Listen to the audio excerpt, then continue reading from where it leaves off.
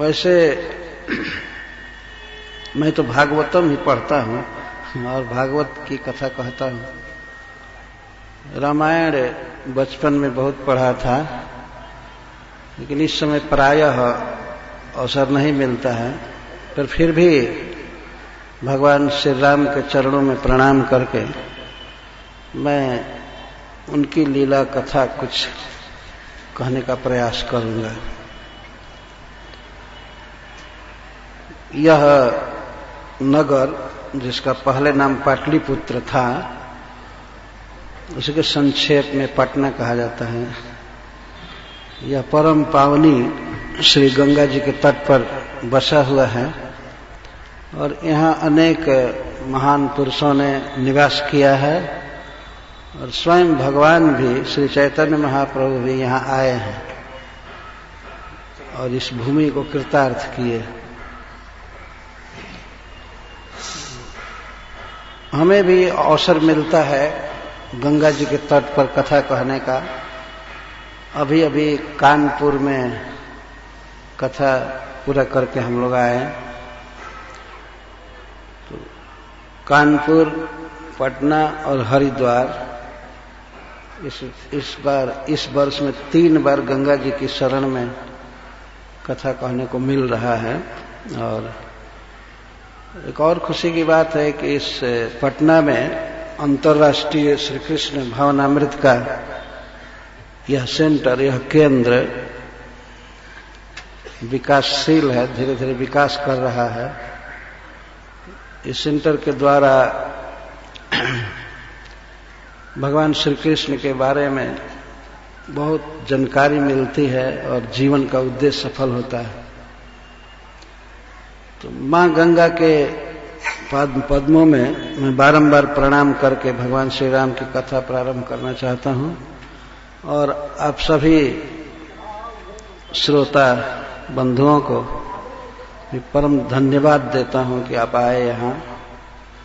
वैसे श्री राम कथा कहने का मेरा अभ्यास नहीं है बिल्कुल, और फिर भी रुचि है कहने की। तो इसलिए भगवान श्री राम से मैं भीख मांगता हूं कि वे हमारी वाणी को अलंकृत करें, जिससे मैं उनके कुछ गुणों का वर्णन कर सकूं। तो सुखदेव गोस्वामी कहते हैं कि तत्वदर्शी मुनिजन भगवान श्री राम का बहुत वर्णन किए। मुनि भी तत्वदर्शी भी भूरी वर्णितम, बहुत वर्णन हुआ है। गोस्वामी तुलसीदास जी तो कहते हैं कि रामायण शतकोटि अपारा। रामायण तो सैकड़ों करोड़ है, शतकोटि। और स्वर्ग में बहुत अधिक रामायण है कई श्लोकों में। जैसे यहाँ पर महाभारत 1 लाख श्लोक का है, तो स्वर्ग में 100 लाख श्लोक का है, 1 करोड़ श्लोक का महाभारत। ऐसा सब लिखा गया है शास्त्रों में। क्योंकि देवताओं के यहाँ भगवान की चर्चा के अलावा और कुछ नहीं होता है। भगवान का गुण गाया जाता है, भगवान की कथाएं होती हैं। जहाँ वहां पर कोई भी अखबार निकलता है, कुछ भी, तो केवल भगवान की कथा रहती है। इधर जैसा जाल नहीं रहता है। चोरी, हत्या, विनाश, क्या क्या यही निकलता रहता है अखबार में। इस स्वर्ग में इस तरह का न्यूज नहीं आता। सब सदाचारी होते हैं, भगवान के भक्त होते हैं, सत्वगुण में रहते हैं। तो ऐसे भगवान श्री राम की लीलाओं का बहुत वर्णन किया है। वर्णन करने वालों में इस पृथ्वी पर वाल्मीकि मुनि सबसे श्रेष्ठ, और उनके चरण चिन्ह पर चलकर अनेक महान पुरुषों ने भगवान का गुण गाया है, जिनमें गोस्वामी तुलसीदास जी का स्थान बहुत ऊंचा है। तो भगवान श्री राम की कथाएं तो ऐसे बहुत अनंत हैं, हरि अनंत, हरि कथा अनंता, और अनेक प्रकार से साधु संत से गाते हैं। तो मैं यहाँ इस अंतर्राष्ट्रीय श्री कृष्ण भावनामृत संघ के अध्यक्ष श्री कृष्ण कृपा प्रभु के सुझाव से भगवान श्री राम की कथा कह रहा हूं, और जो भी त्रुटि हो उसके लिए आप सब क्षमा करेंगे। भगवान श्री राम की कथाएं जन्म से ही बहुत प्रसिद्ध हैं, उनकी लीलाएं, परंतु फिर भी आचार्यों ने, साधु संतों ने वन गमन से ही उनकी लीला का प्रारंभ किया है विस्तार से। एक श्लोक में कहते आदौ राम तपो वनादि गमन। आदौ का अर्थ आदि में, रामायण में क्या है, राम तपो वनादि गमन। श्री राम तपोवन गए, उस कथा को हम यहां प्रारंभ करना चाहते हैं। वंदना में कहा गया है कि भगवान श्री राम आनंद की मूर्ति हैं, आनंद घन हैं। सर्वदा उनके मुख पर मुस्कान रहती है, सदा आनंद छाया रहता है, क्योंकि आनंद घन है। हम लोगों के शरीर जैसा उनके शरीर में 5 भौतिक वस्तु नहीं है। भूमि, जल, अग्नि, वायु और आकाश, ये सब चीज नहीं है। वो आनंद घन, नख से सिख तक केवल आनंद ही आनंद है उनमें। तो वंदना में ग्रंथकार कहते हैं प्रसन्नताम यान गताभिषेकतः तथा न ममले वनवास दुखतः मुखाम्बुज श्री रघुनंदनस्य में सदास्तु सा मंजुल मंगल प्रदा। मैं कामना करता हूं, गोस्वामी तुलसीदास जी कहते हैं कि भगवान श्री रघुनाथ की, श्री राम की मुखाम्बुज श्री, मुख कमल की सुंदरता, प्रसन्नता सदा मेरे हृदय में सुंदर मंगल का दान करे। मंजुल मंगल प्रदा। मंगल का अर्थ है साफल्य, सुख है, और मंजुल का अर्थ है सुंदर। सुंदर मंगल का दान करे। भगवान श्री राम को जब सुनाया गया कि कल आपका राज्याभिषेक होने वाला है, इस समाचार को सुनकर श्री राम को प्रसन्नता नहीं हुई। प्रसन्नता या न गताभिषेकतः, प्रसन्नता न गता। भगवान की मुखाम्बुज श्री खिली नहीं, जैसे हमेशा रहती है वैसे ही रह गई। अभिषेक की, राज्य तिलक की बात सुनकर श्री राम प्रसन्न नहीं हुए, और वनवास की सूचना मिली दूसरे ही दिन वन में जाने का, तो इससे वो मुरझाए नहीं। उनकी मुखाम्बुज श्री मुरझाई नहीं। राज्य प्राप्ति की बात सुनकर के खिली नहीं, और वन में जाने की बात सुनकर के मुरझाई नहीं। ऐसी मुखाम्बुज श्री रघुनाथ की सदा मुझे सुंदर मंगल का दान करे। यहां से प्रारंभ करते हैं कि भगवान श्री राम जब विवाह करके आए तो दिन प्रतिदिन चारों तरफ उत्सव होता था अयोध्या में। सब जगह उत्सव और म्यूजिक और बाजे बज रहे थे, बहुत अच्छा, सब लोग आनंद में थे। जब ते राम ब्याही घर आए, नितनव मंगल मोद बधाए। आनंद ही आनंद छा गया। चारों भाइयों का विवाह एक ही समय हुआ और एक ही गांव में हुआ, जनकपुर में, महाराज जनक के यहाँ। तो विवाह करके आए तो बहुत आनंद छा गया, मंगल मोद छा गया। भुवन 4 भूधर भारी, बरसहि सुकृत मेघ सुखवारी। ये 14 भुवन, इस पूरे ब्रह्मांड को जब जोन में बांटा जाता है तो कहते हैं 14 भुवन एक ब्रह्मांड में, तो 14 भुवनों में अनेक प्रकार के जीव रहते हैं।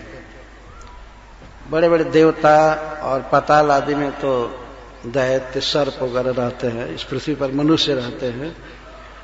14 भुवन में उल्लास छा गया राम के विवाह करके घर आने पर। 14 भुवन एक बड़े बड़े पर्वत के समान थे और जो पुण्य थे वही बड़े बड़े मेघ छाए थे और मेघ वर्षा कर रहे थे। सुकृत मेघ वर्षहि सुखवारी। पुण्य रूपी मेघ सुख रूपी जल की वर्षा कर रहे थे 14 भुवन में।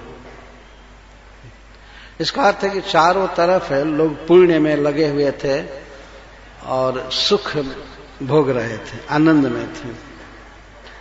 रिद्धि सिद्धि संपत्ति नदी सुहाई उमंगी अवध अम्बुधि कहाँ आई। और जितनी भी रिद्धि है, सफलता और सिद्धि सफलता, और इसे रिद्धि का अर्थ होता है समृद्धि सब प्रकार की, और संपत्ति का अर्थ है किसी भी वस्तु का अपने वास्तविक स्वरूप में हो जाना। तो रिद्धि सिद्धि और संपत्ति रूपी सुंदर नदियां सब बह बह करके अयोध्या रूपी अम्बुधि में आ गई।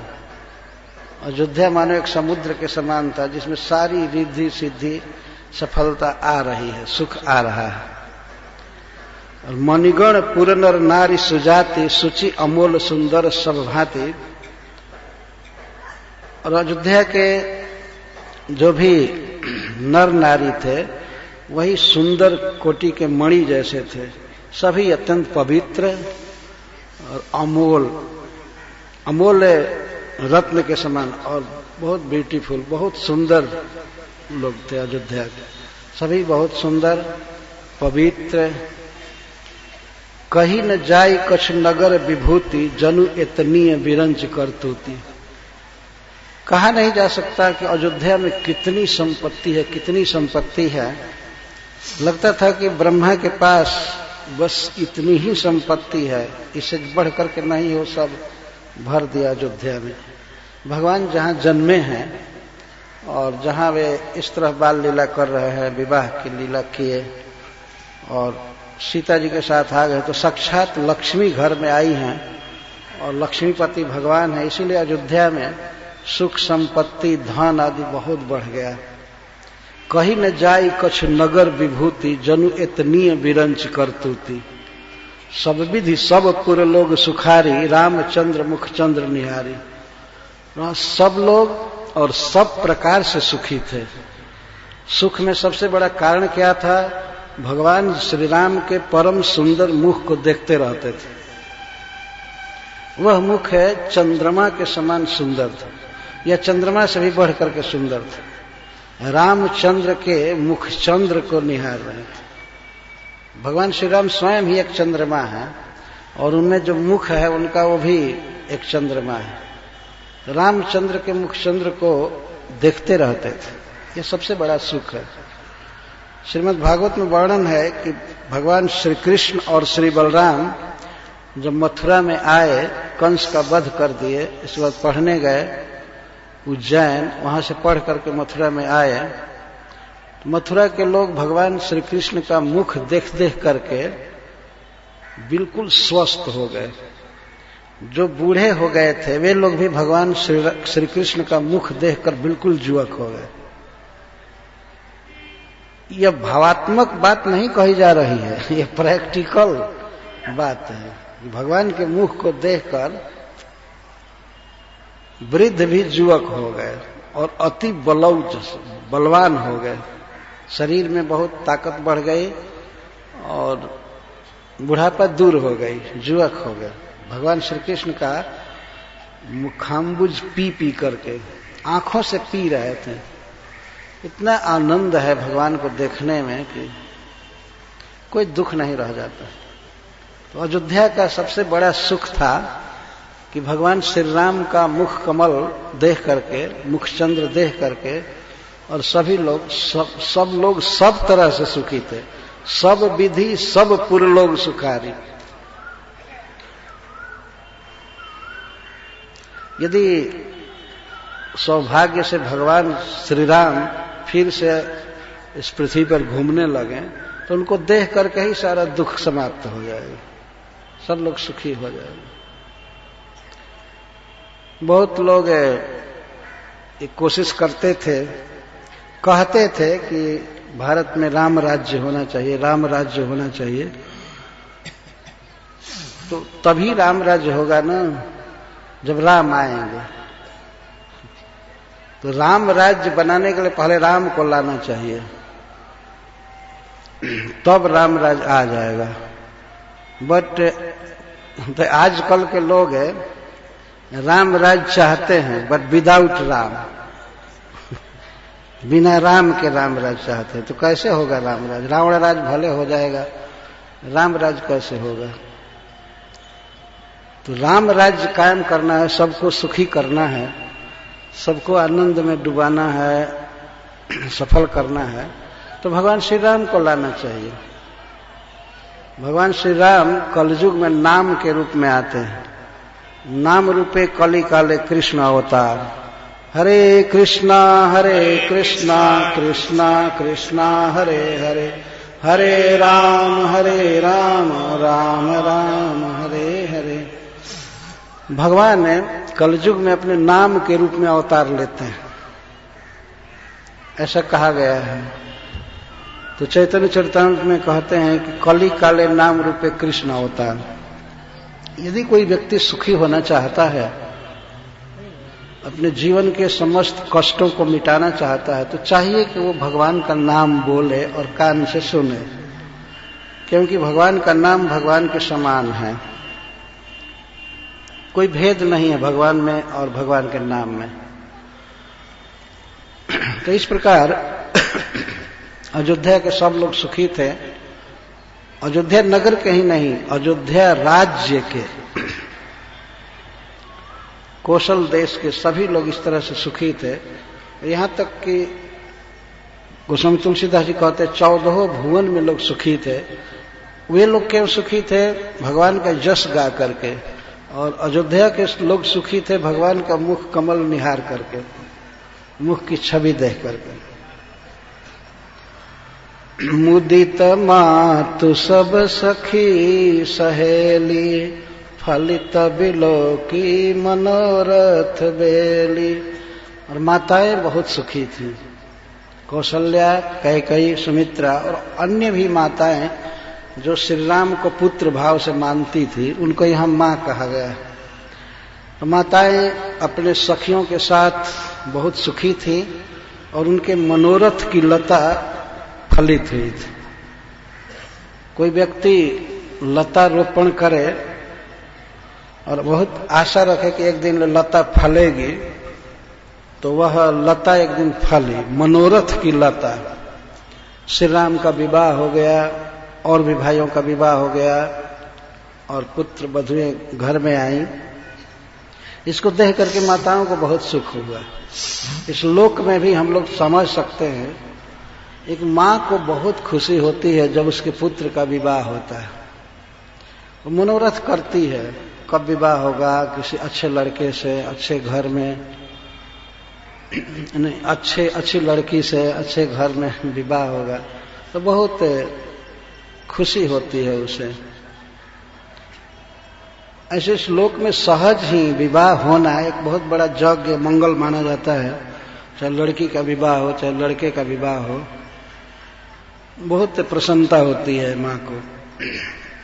माताएं बहुत प्रसन्न थी और सब जगह क्या चर्चा होती थी अयोध्या में और कौशल देश में, सब जगह, स्वर्ग में, पृथ्वी पर, राम रूप गुण शील स्वभाव, प्रमुदित हो ही देख सुनिराव। सब जगह चर्चा होती थी। तो महाराज दशरथ बहुत प्रसन्न होते थे जब राम के रूप, गुण, शील और स्वभाव की कथाएं होती थी।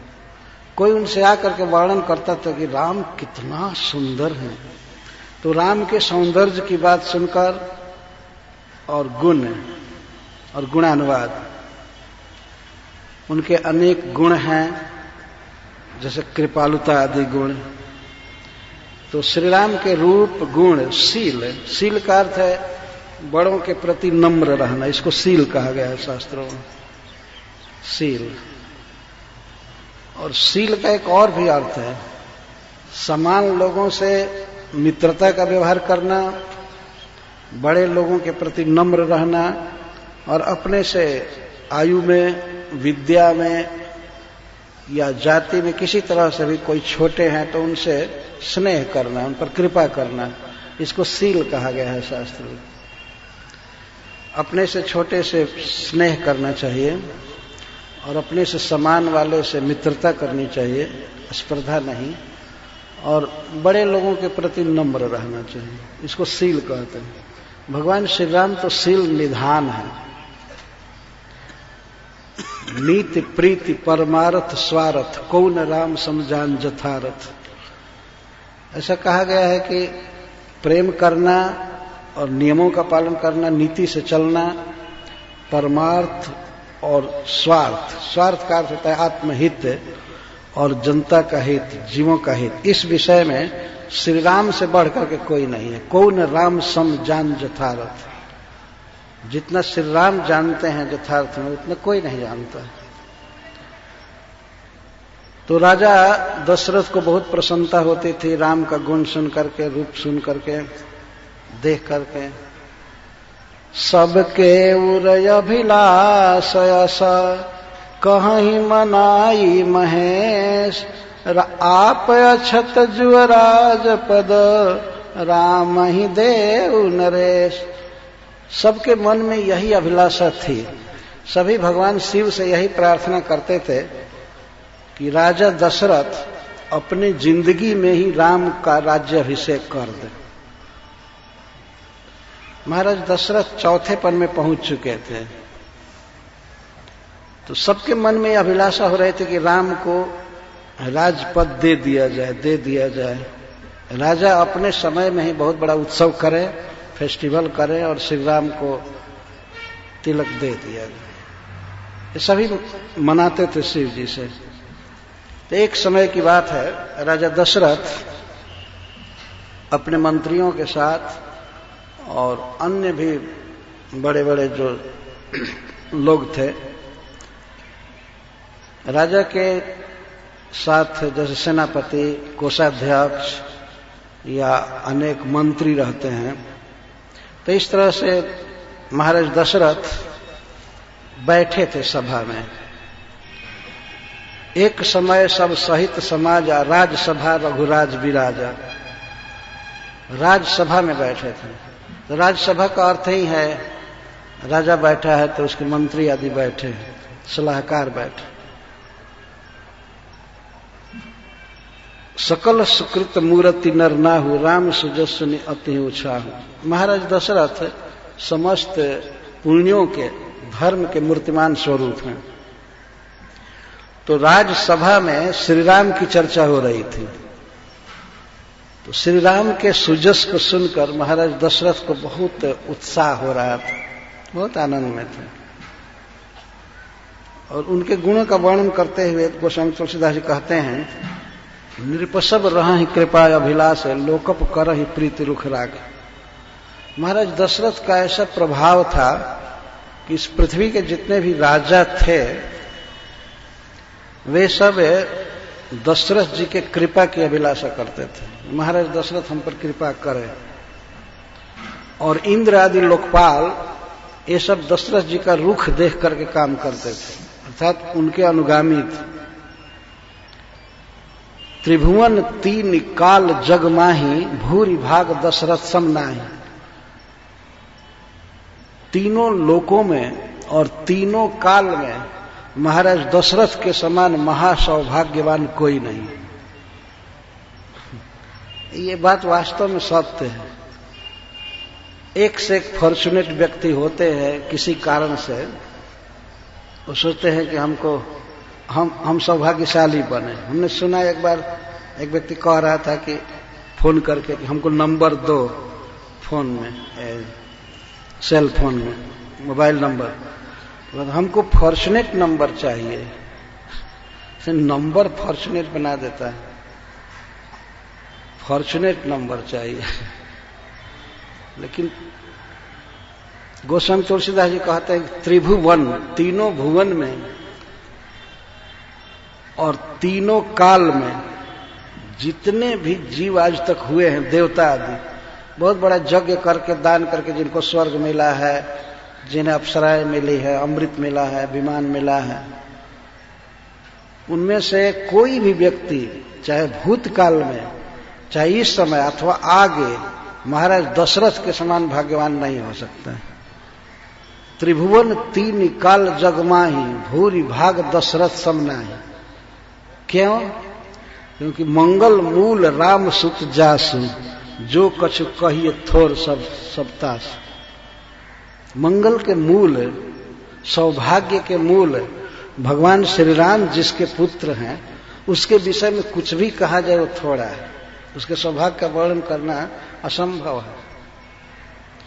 इस संसार में व्यक्ति कोई ऐसा होता है जो धन पा करके अपने को बहुत सौभाग्यशाली मानता है, कोई इतना धन मिल गया या कोई पद मिल गया, कोई मिनिस्टर हो गया, कुछ हो गया, किसी को बहुत बड़ा सम्मान मिल गया, तो सोचता है कि मैं सौभाग्यशाली हूं। और वही नहीं सोचता है, दुनिया के लोग भी उसको सौभाग्यशाली मानते हैं, वो देखो कितना भाग्यशाली है ये है। कोई भी भाग्यशाली हुआ होगा इस संसार में, वही सबसे बड़ा सौभाग्यशाली है जिसका श्री राम से डायरेक्ट कोई संबंध। महाराज दशरथ के पुत्र बने हुए, महाराज दशरथ के प्रेम के परवश भगवान पुत्र बने, उनके गोदी में खेले, उनके आंगन में नाचे, उनकी आज्ञा का पालन करते हैं, उनके लिए पीढ़ा ढोकर के लाते हैं। महाराज दशरथ भोजन करते समय बुलाते थे राम को, भोजन करत बोल जब राजा, नहीं आवत तजी बाल समाज। बुलाते थे, बुला बुला बुला, बच्चों को छोड़कर आते नहीं थे, उनको जबरदस्ती कौशल्या जी पकड़ करके ला करके राजा की गोद में बैठा थे। तो इस तरह से जो मंगल के मूल हैं, सौभाग्य के मूल हैं, वे महाराज दशरथ के आंगन में नृत्य करते हैं, खेलते हैं। मंगल भवन अमंगल हारी, द्रवहु सो दशरथ अजिर विहार। महाराज दशरथ के अजिर में जो विहार करते हैं, तो इस कारण से महाराज दशरथ जैसा सौभाग्यशाली इस जगत में कोई नहीं हुआ। तो उस समय जब सभा में विराजे थे, भगवान श्री राम का जस, उनकी बड़ाई चल रही थी, तो राजा को बहुत मोद हुआ। तो स्वभाव से ही महाराज दशरथ एक दर्पण लिए जो रखा था उनके टेबल पर, दर्पण में अपना मुख देखने लगे। राय सुभाय मुकुर करलीन है, वदन बिलो की मुकुट समकीन है। तो देखने लगे, और देख करके उन्होंने अपने मुकुट को सीधा किया, बांधा। श्रवण समीप भय सित केसा, मनहु जरठपन अस उपदेशा। कान के पास कुछ केस सफेद हो गए थे महाराज दशरथ के, तो उन्होंने ऐसा माना, अपने मन में उपदेश लिया, ये पके हुए केस ऐसी सूचना दे रहे हैं कि हे राजन, राम को राज दे दो और जीवन सफल करो, कुछ भगवान का भजन कर लो, अब बुढ़ापा आ गई। संस्कृत के एक श्लोक में कहा गया है कि यह बुढ़ापा जो मृत्यु की दूती है, मृत्यु की सूचिका है, सूचना देने वाली है बुढ़ापा।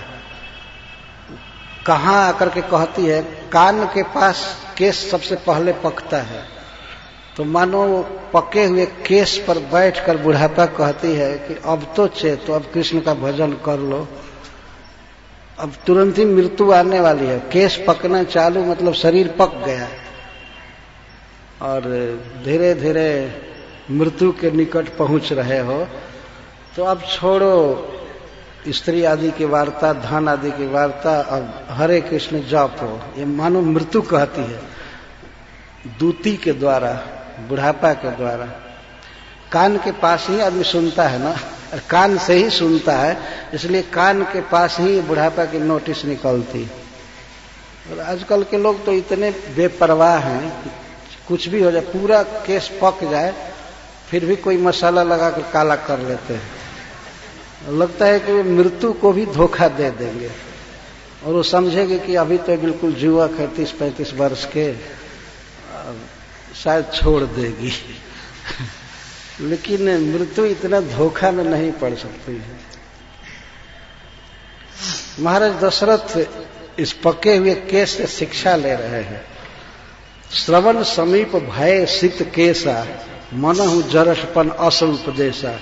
नृप जुवराज राम कह देहु, जीवन जन्म लाह किन लेहु।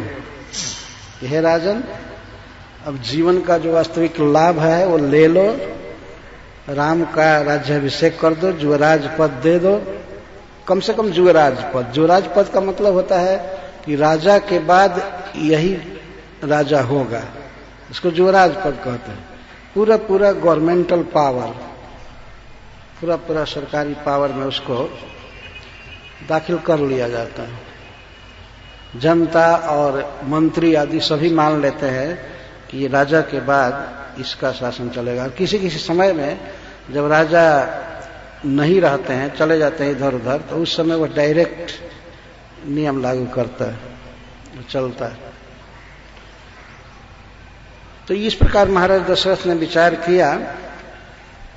तो एक दिन बहुत सुंदर दिन देख करके वे अपने गुरु के पास गए। महाराज दशरथ के गुरु जी का नाम है वशिष्ठ जी। श्री वशिष्ठ जी बहुत ही ऊंचे कुल में जन्मे हुए हैं, तो डायरेक्ट भगवान ब्रह्मा के पुत्र हैं। तो वशिष्ठ जी के पास महाराज दशरथ गए।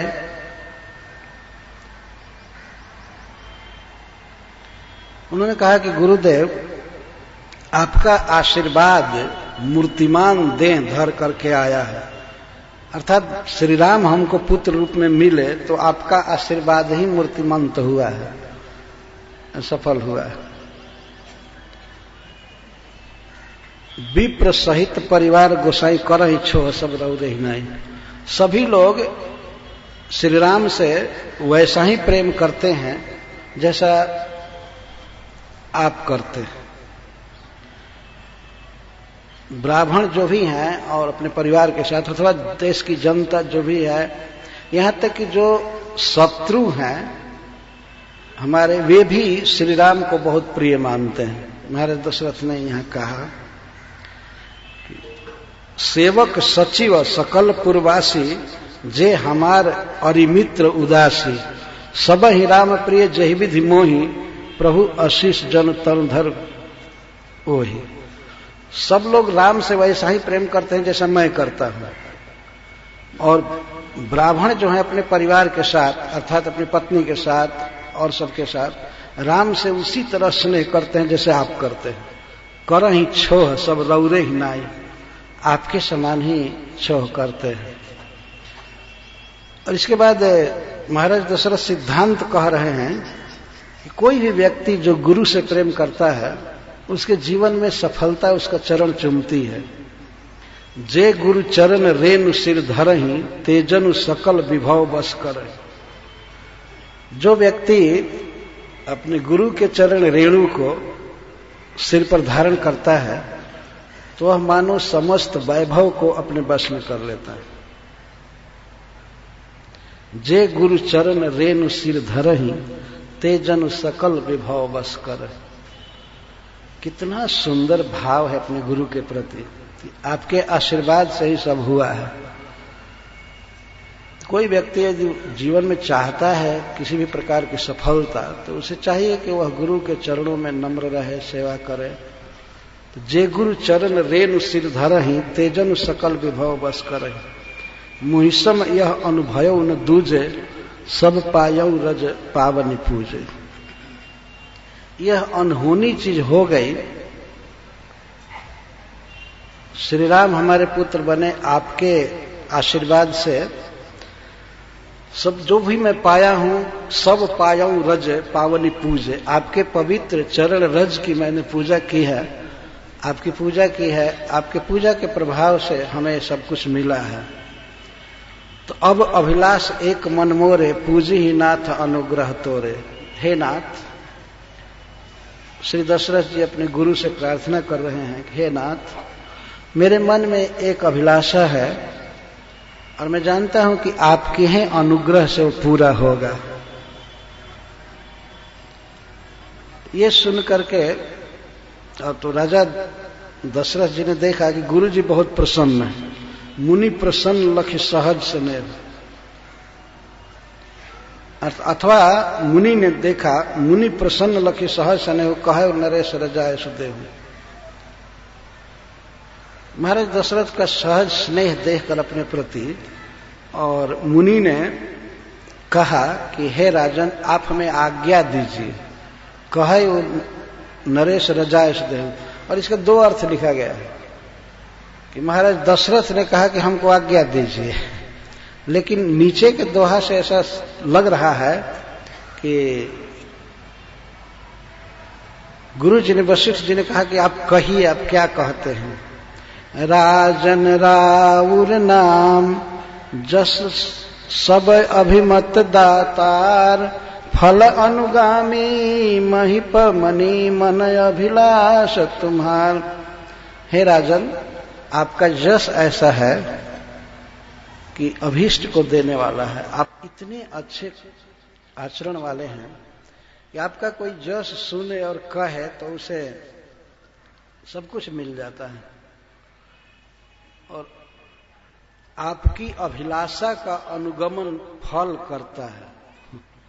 आप जो चाहते हैं हमको ये मिले वो मिले, तो अभिलाषा के पीछे चलता है फल पहले मिल जाता है तब अभिलाषा होती है।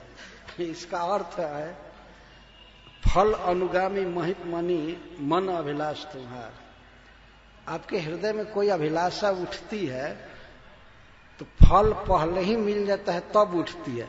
इसका मतलब है कि शीघ्र ही फल मिलेगा, ये अर्थ है। फल अभिलाषा के पीछे चल रहा है। ठीक है, आप लोग नीचे बैठे, कोई जरूरत नहीं पड़ेगी। तो सब विधि गुरु प्रसन्न जिए जानी, बोले उराव हंसी मृदुबानी। जब महाराज दशरथ ने देखा कि गुरु महाराज सब तरह से प्रसन्न हैं, तो उन्होंने बड़ी ही प्रसन्नता से हंस करके कहा, नाथ राम करी हैं जुअराजू, कहिए कृपा करिए समाजू। हे नाथ,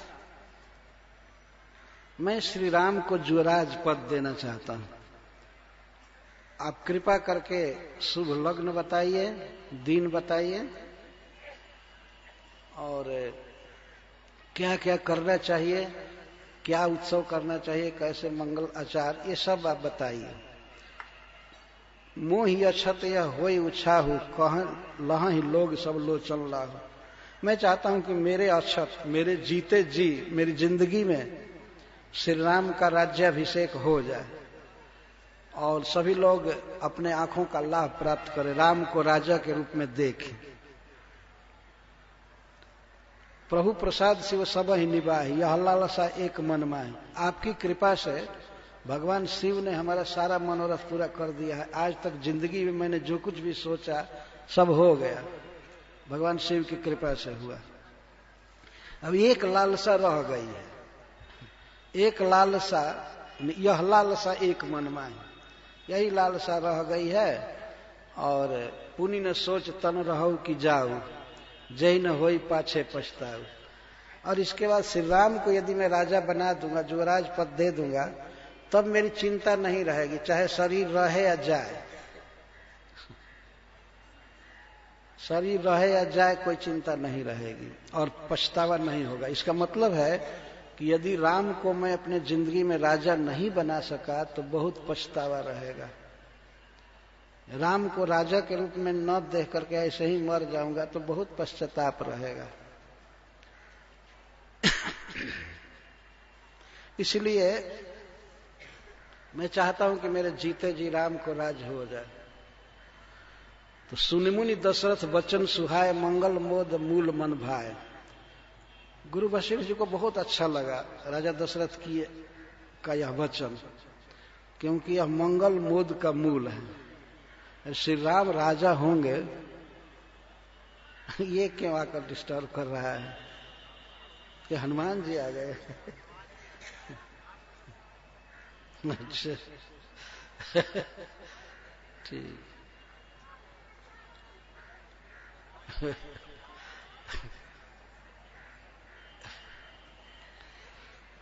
हनुमान जी जहां जहां कथा होती है वहां वो रहते हैं, ऐसा देखा है। परंतु आप लोग अब डिस्टर्ब मत कीजिए। ठीक।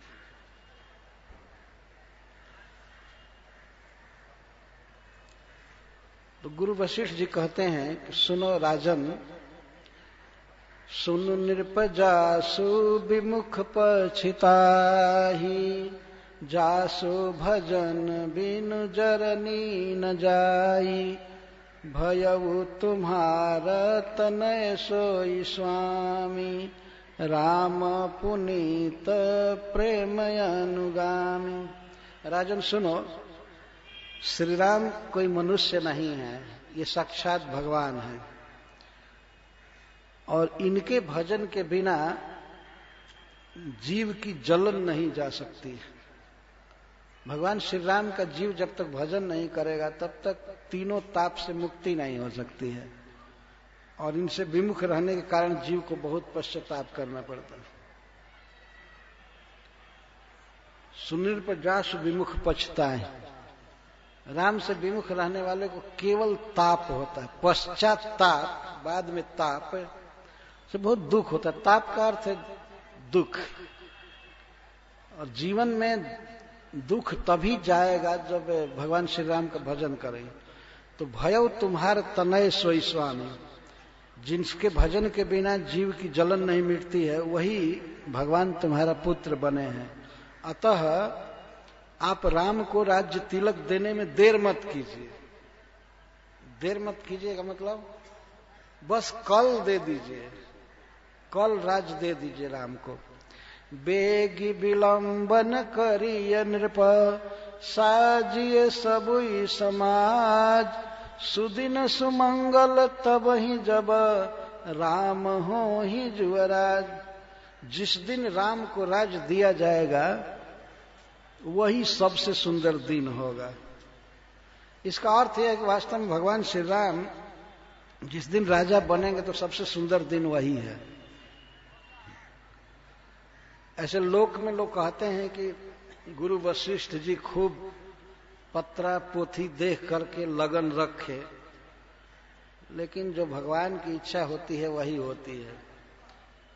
कल राम का राज्य अभिषेक का लगन निश्चित किया गया और उसी दिन भगवान श्री राम वन में गए। तो गाते हैं कर्म गति टारे नहीं टरी। कर्म की गति टालने से नहीं टलती है। ये नहीं समझना चाहिए कि श्री राम कर्म की गति भोग रहे हैं। अभी आएगा कि श्री राम जो है वे शुभ अशुभ कर्म बंधन से परे हैं, वे तो स्वयं भगवान है, ईश्वर है। लेकिन जीवों के विषय में कहा गया कि वशिष्ठ जैसा गुरु सर्वज्ञ, तीनों काल का वेता और रच रच लगन धरी, रच रच करके लगन धरी, और फिर भी भगवान की तो इच्छा थी वन में जाने की, तो चले गए। वशिष्ठ जी में क्या रखा है, लगन देखे चाहे कुछ भी देखे। श्री राम तो वन में जाने के लिए ही अवतार लिए थे। मुदित महीपति मंदिर आए। इसके बाद श्री दशरथ जी अपने घर आए और आ करके सेवक सचिव आदि को बुलाए, सुमंत्र जी को बुलाए जो उनके महामंत्री थे। तो वे सब आए और जय जीव कह करके प्रणाम करके राजा को बैठे।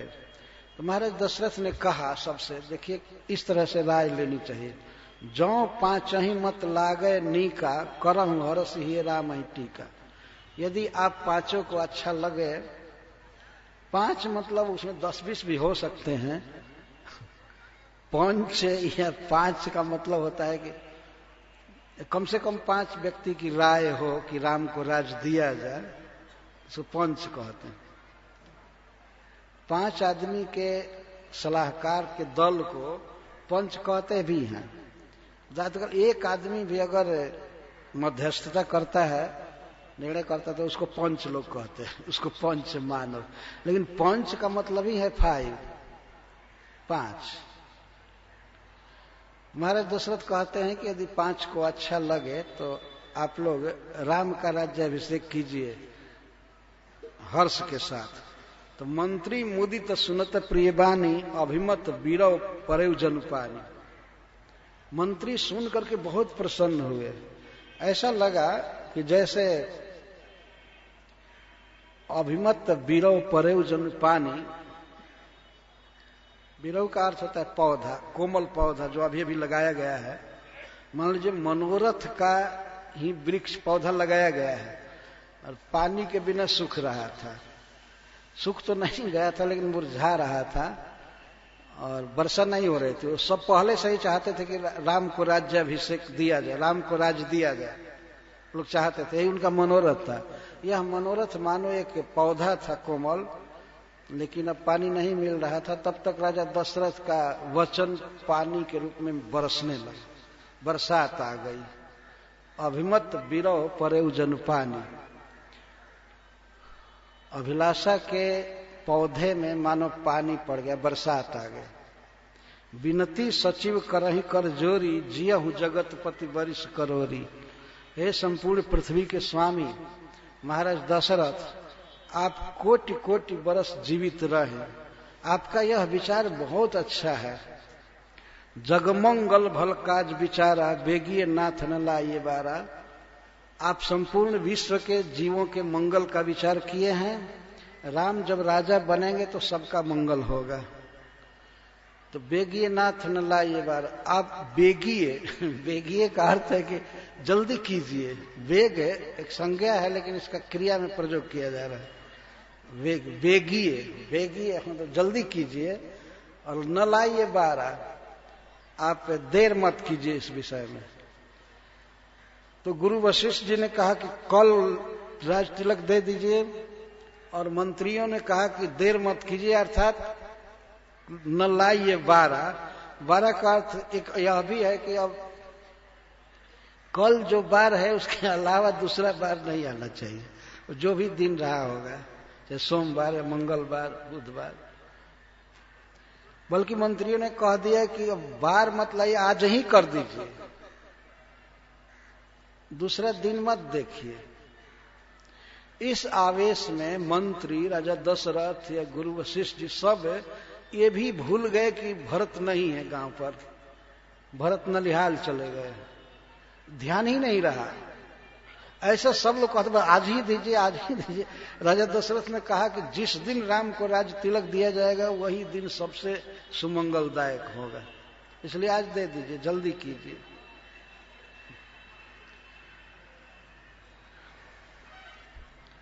कहे नृपहि मोद सुनि सचिव सुभाखा, बढ़त बौण जनु लही सुशाखा। तो मंत्री की बात सुन करके महाराज दशरथ का मोद और बढ़ गया, आनंद बढ़ गया। जैसे एक लहलहाती हुई लता जो बढ़ी हो लेकिन उसको सुंदर शाखा का अवलंबन मिल जाए। अगर लता बढ़े लेकिन शाखा न मिले, कोई वृक्ष की शाखा या कोई बांस आदि न मिले तो लता नीचे ही गिर जाती है, उतनी अच्छी तरह से नहीं बढ़ सकती। तो मानो सुमंत्र जी की बात, मंत्रियों की बात महाराज दशरथ के अभिलाषा लता के लिए शाखा का काम किए और बढ़ने लगी। बरसात के दिन में आप लोगों ने देखा है, ये लताएं बहुत जल्दी जल्दी बढ़ती हैं और जब यदि सहारा मिल जाता है शाखा का तो बहुत वेग से बढ़ती है। इस तरह राजा दशरथ के अभिलाषा की लता को यह आधार मिल गया। कहु भूप मुनिराज कर जोई जोइया यस होय, राम राज अभिषेक हित, बेगी करहूं सोई सोई।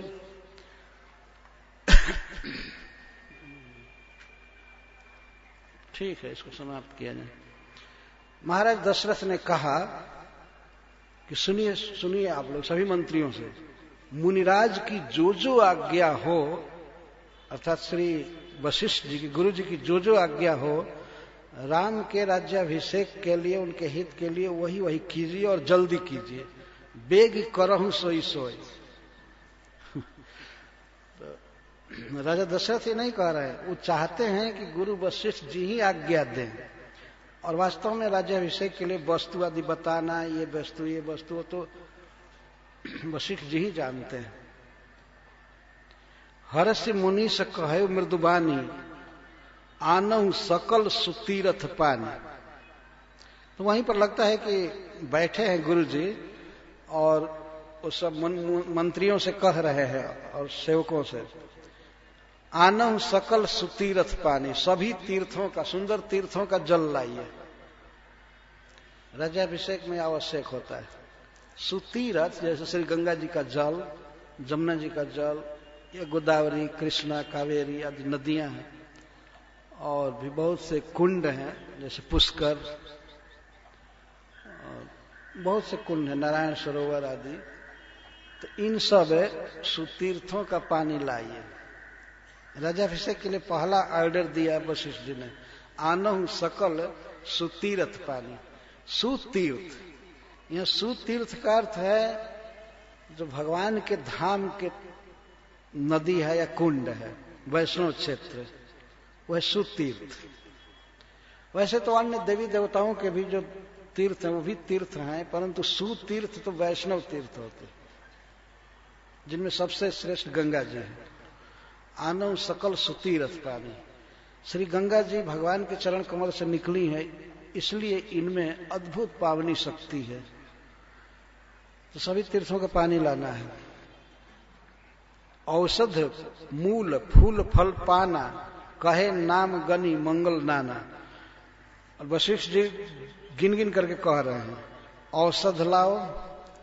औषध का अर्थ होता है जैसे धान या जौ, जो एक बार फसल पकने पर पक जाता है, खत्म हो जाता है, उसको औषध कहते हैं।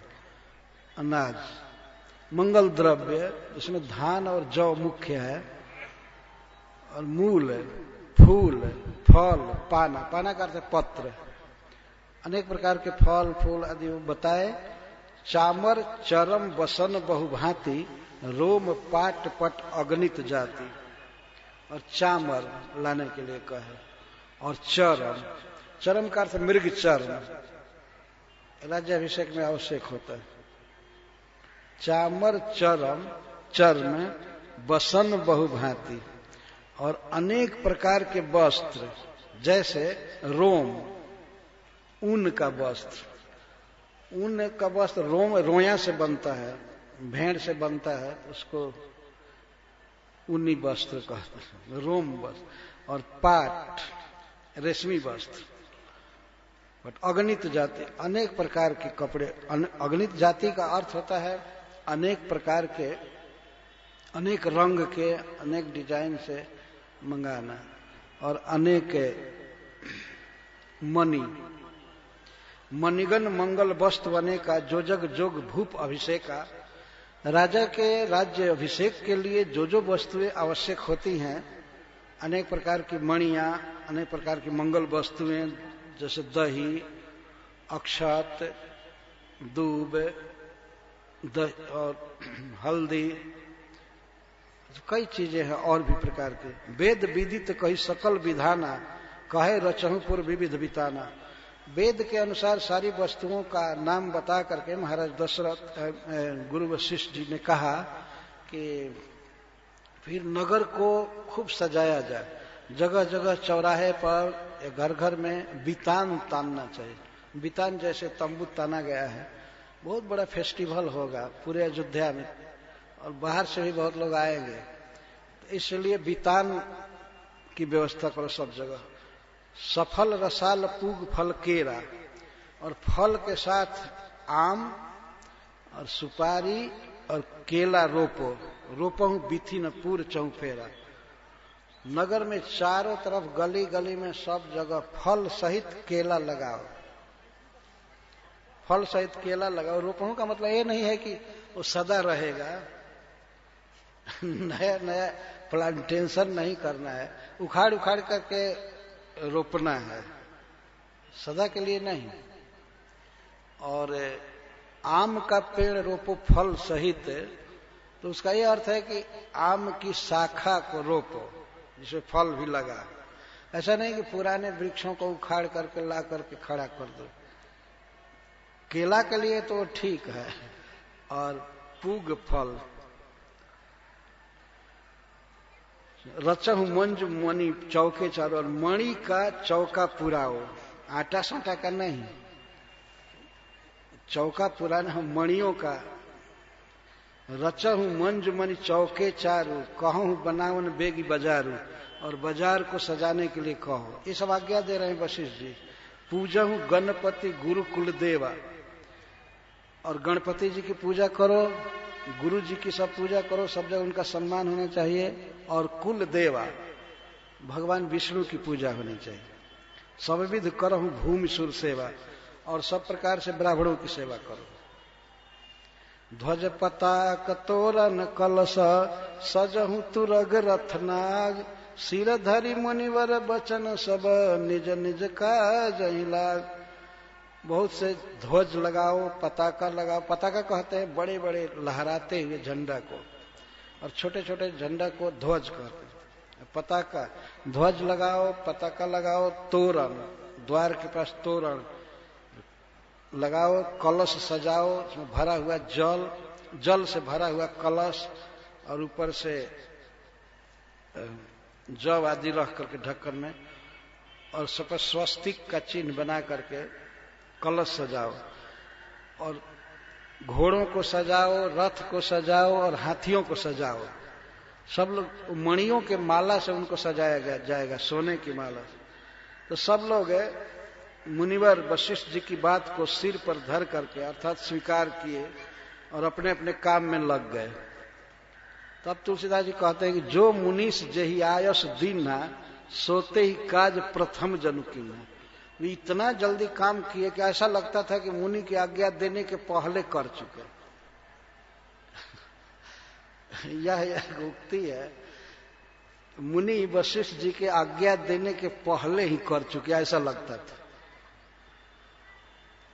जो मुनीष जेहि आयस दीन्हा, सोते ही काज प्रथम जनु कीन्हा, पहले ही कर लिया, बहुत जल्दी से किए।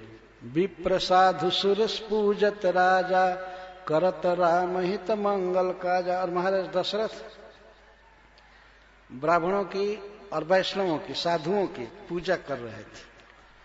पूजा का मतलब है उन्हें खिलाना पिलाना, दान देना। गुरु वशिष्ठ जी के यहां से आए और ये सब काम चालू किए। करत राम हित मंगल काजा, राम के हित के लिए सारा मांगलिक कार्य कर रहे हैं। सुनत राम अभिषेक सुहावा, बाज गहा गह अवध बधावा। और मंत्रियों ने जाकर कहा, राम के राज्याभिषेक की बात सुनकर के पूरे नगर में गह गह बाजे बज रहे थे। बाज गहा गह अवध बधावा, बधाई के गीत गाए जा रहे हैं, बधाई के बाजे बज रहे हैं। राम सीय तन सगुन जनाए, फरकहि मंगल अंग सुहाए। सीता और राम दोनों के अंगों में फड़कन हो रही है। सीता जी के बाएं अंग फड़क रहे हैं और भगवान श्री राम के दाहिने, तो ये किसी शुभ की सूचना दे रहे हैं। तो दोनों आपस में यही बात करते हैं कि पुलक की सप्रेम परस्पर कहीं, भरत आगमन सूचक है। सीता जी भी कह रही हैं और भगवान श्री राम भी कह रहे हैं कि ये अंग जो फड़क रहे हैं, लगता है कि भरत आ रहे हैं। क्योंकि भगवान श्री राम के सबसे प्रिय भरत जी, तो सीता जी भी कह रहे हैं कि निश्चित भरत आ रहे हैं, इसलिए अंग फड़क रहे हैं। भय बहुत दिन अति अवसेरी, सगुन प्रतीत भेंट प्रिय केरी। बहुत दिन हो गए, बहुत दिन से लालसा है कि भरत से भेंट होगी, तो ये सगुन हो रहा है, तो इससे सिद्ध है, इससे यही सूचना मिल रही है कि भरत आ रहे हैं। भरत सरिस प्रिय को जग माही, यही सगुन फल दूसर नाही। राम ही बंधु सोच दिन राति, अंडहि कमठ हृदय जय भात। भरत के समान श्री राम का कोई प्रिय नहीं है संसार में, तो सगुन का यही फल है, ये सीता जी कहती हैं। और सीता जी के अंग की फड़कने के प्रति भगवान कह रहे हैं, राम ही बंधु सोच दिन रात। दिन रात भगवान श्री राम भरत जी का चिंतन करते थे। जैसे कछुए की मां अपने अंडे का ही चिंतन करती है रात दिन जहां रहती। कमठ अंडे ही कमठ हृदय जय भात, अपने अंडे का जैसे चिंतन करती है कछुई, तो इस तरह से भगवान श्री राम निरंतर चिंतन करते थे भरत जी का। और इस बात को सुन करके रनिवास बहुत खुश हुआ। ध्यान रखना चाहिए कि ये सब काम उधर चालू हो गया। कोप भवन में जाने की बात मंथरा ने किया तो वो शाम को की थी, तब तक कि कार्य चालू हो गया, सजाने का, लाने का, ये करने का, वो करने, क्योंकि कल ही राज देना था। और सुन ही रहे कि गुरु वशिष्ठ जी ने जिसको जो आज्ञा दिया वो आज्ञा देने से पहले ही मानो कर दिया। इसका मतलब बहुत जल्दी। कोई नहीं विश्वास करता कि इतना जल्दी हो सकता है, सब लोग किए। तो चौका पूरा सुमित्रा जी ने, चौके चारु सुमित्रा पूरी, मणिमय विविध भांति अतिरूरी। बहुत सुंदर चौका पूरा। चौका पूरने का रंगोली बॉम्बे में करते हैं बहुत विस्तार से, रंगोली पूरा करना, रंगोली बनाना जगह जगह, गली गली में, घर घर में। तो सुमित्रा जी ने किया। इस विषय में बहुत बड़ा कलाकार थे करने में। बॉम्बे में एक माता जी हैं, वे प्राय रोज चौका पूरती है, रंगोली बनाती हैं भगवान शिव के मंदिर में और हम लोगों के भी मंदिर में, सब जगह। आनंद मगन राम महतारी, दिए दान बहु विप्रहकारी। और राम की माता कौशल्या जी तो बहुत आनंद में हो गई, तो ब्राह्मणों को बुला बुला करके दान दे रही थी। पूज ग्राम देवी सुरनाना, कहे बहोरी देन बलि भागा।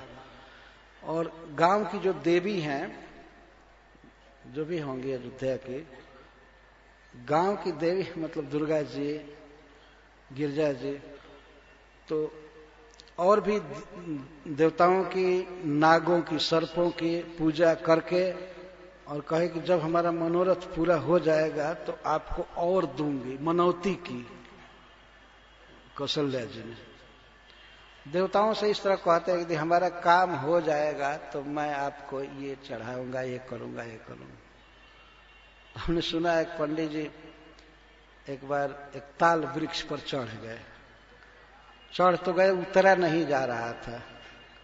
तो बजरंग बली से हनुमान जी से विनय करने लगे कि हमको उतार दीजिए किसी तरह से। है बजरंगी, जब मैं उतर जाऊंगा तो आपको 20 सेर मिठाई खिलाऊंगा। तो जब आधा उतर गए तो लोग गाते हैं गांव में, क्षमा कराए बजरंगी अब अधिका गैल कहाई, कि हे बजरंगी क्षमा कीजिए, ज्यादा कहा गया, क्योंकि आप तो उतारे नहीं, मैं तो अपने से ही उतर गया, इसलिए अब 10 सेर चढ़ाऊंगा। सेर मैंने किलो 10 सेर चढ़ाऊंगा। और जब पूरा उतर गए तो कहे कि आप तो कुछ किए नहीं, हम अपने से आप उतर गए, इसलिए क्षमा कीजिए, अब हम कुछ नहीं चढ़ा पाए। कौशल्या जी कह रहे हैं कि नहीं, हम आप लोगों को देंगी, फिर से भेंट देंगी मनौती की। जही विधि होई राम कल्याणु, देहु दया करी सो वरदानु। जिससे राम का कल्याण हो वो दया करके दीजिए। माँ कौशल्या आंचल पकड़ पकड़ करके हाथ से और देवताओं की पूजा कर रही हैं, प्रणाम कर रही हैं। जिस तरह से राम का कल्याण हो दया करके वो सब वरदान दीजिए। जो दुनिया में सबके कल्याण करता है, ऐसे भगवान के कल्याण के लिए मां कामना कर रही है। ये निर्विवाद है कि संसार में चाहे कोई कुछ भी बने, कितना भी किसी व्यक्ति से प्रेम करे, लेकिन जो प्रेम मां करती है अपने बच्चे से, उतना कोई कर ही नहीं सकता। भगवान श्री कृष्ण ने इसको स्वीकार किया है। उन्होंने स्त्री और पुरुष के परस्पर प्रेम को प्रेम कहा ही नहीं है।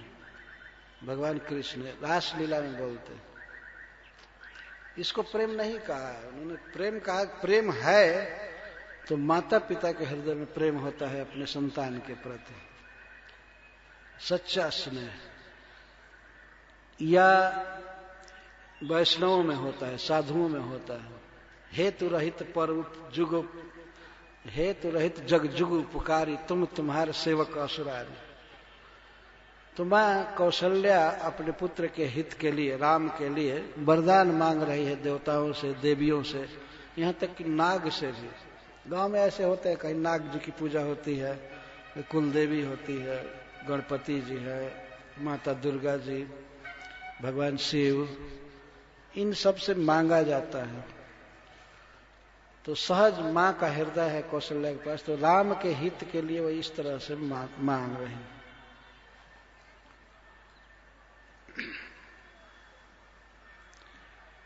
गावही मंगल कोकिल बयनी, विधु बदनी मृग शावक नयनी।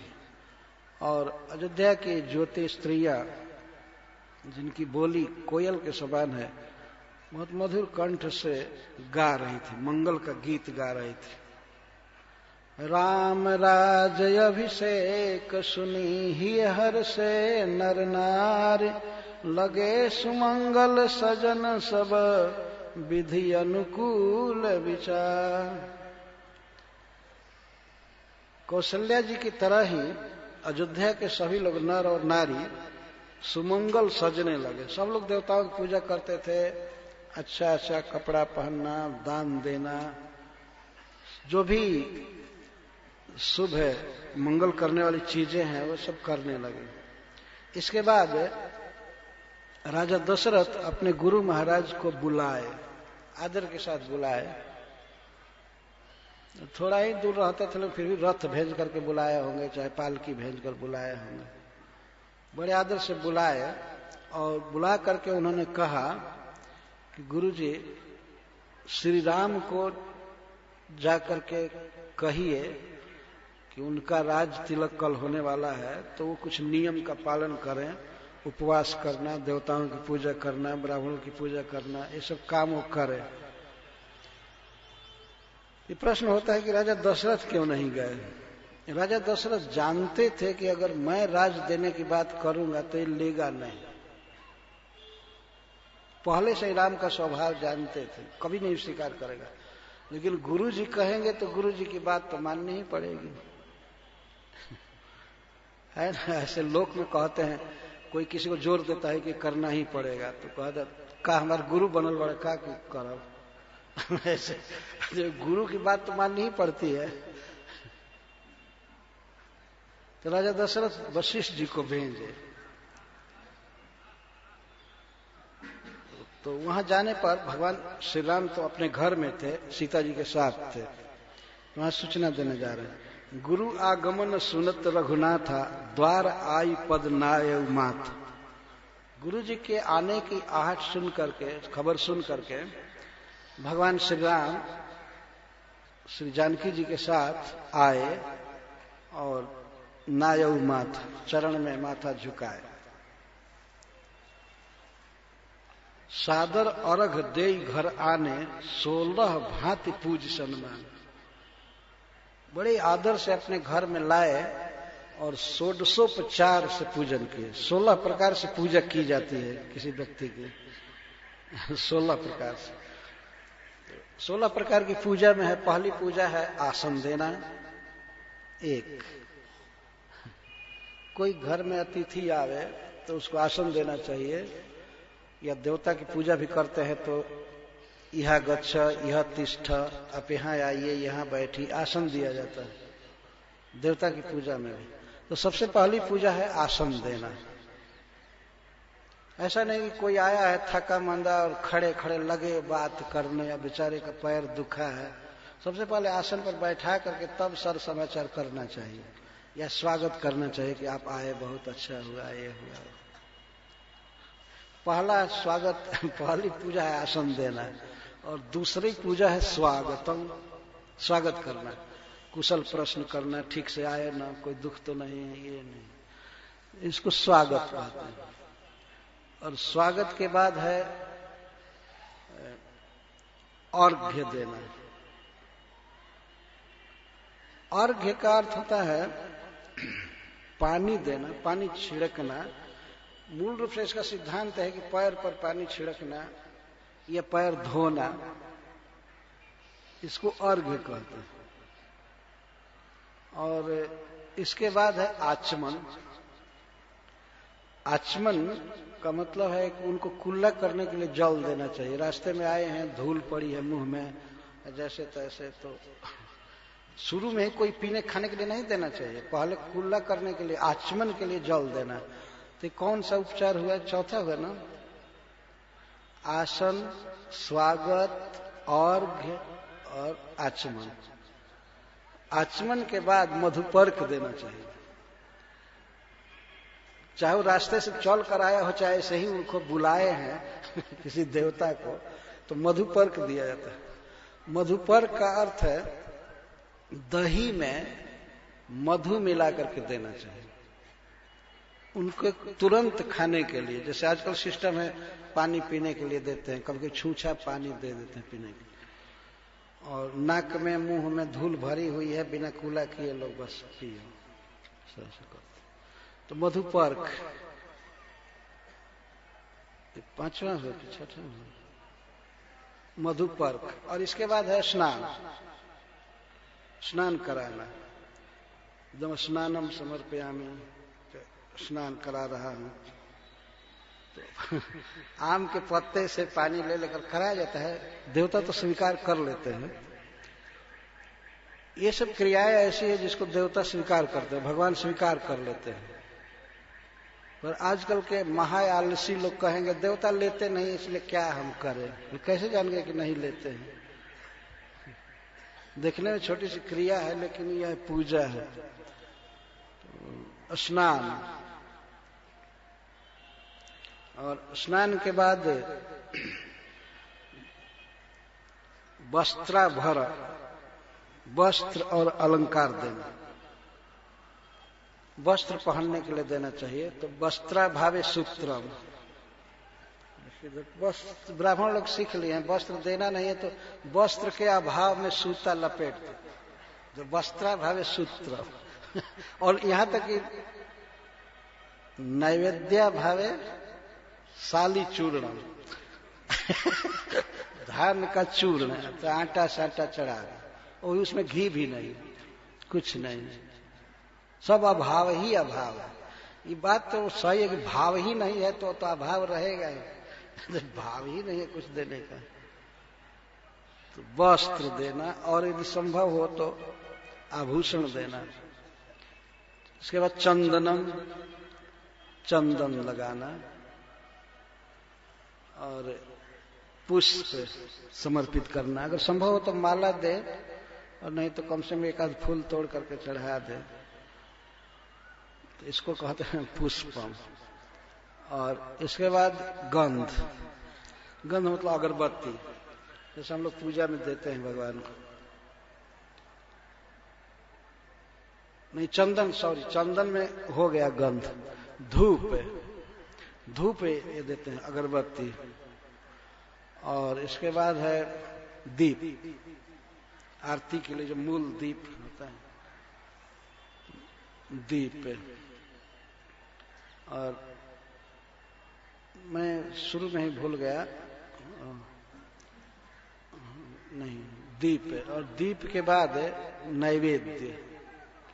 नैवेद्य का अर्थ है कि अब लंच प्रसाद या फूल प्रसाद जो भी है वो देना है।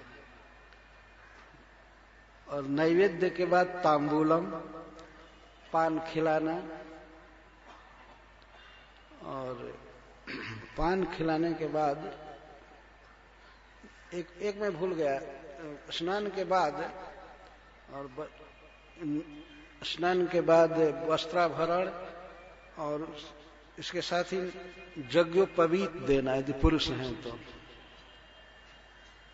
यदि पूज्य व्यक्ति में पुरुष हैं तो उनको यज्ञोपवीत देना, जनेऊ देना चाहिए,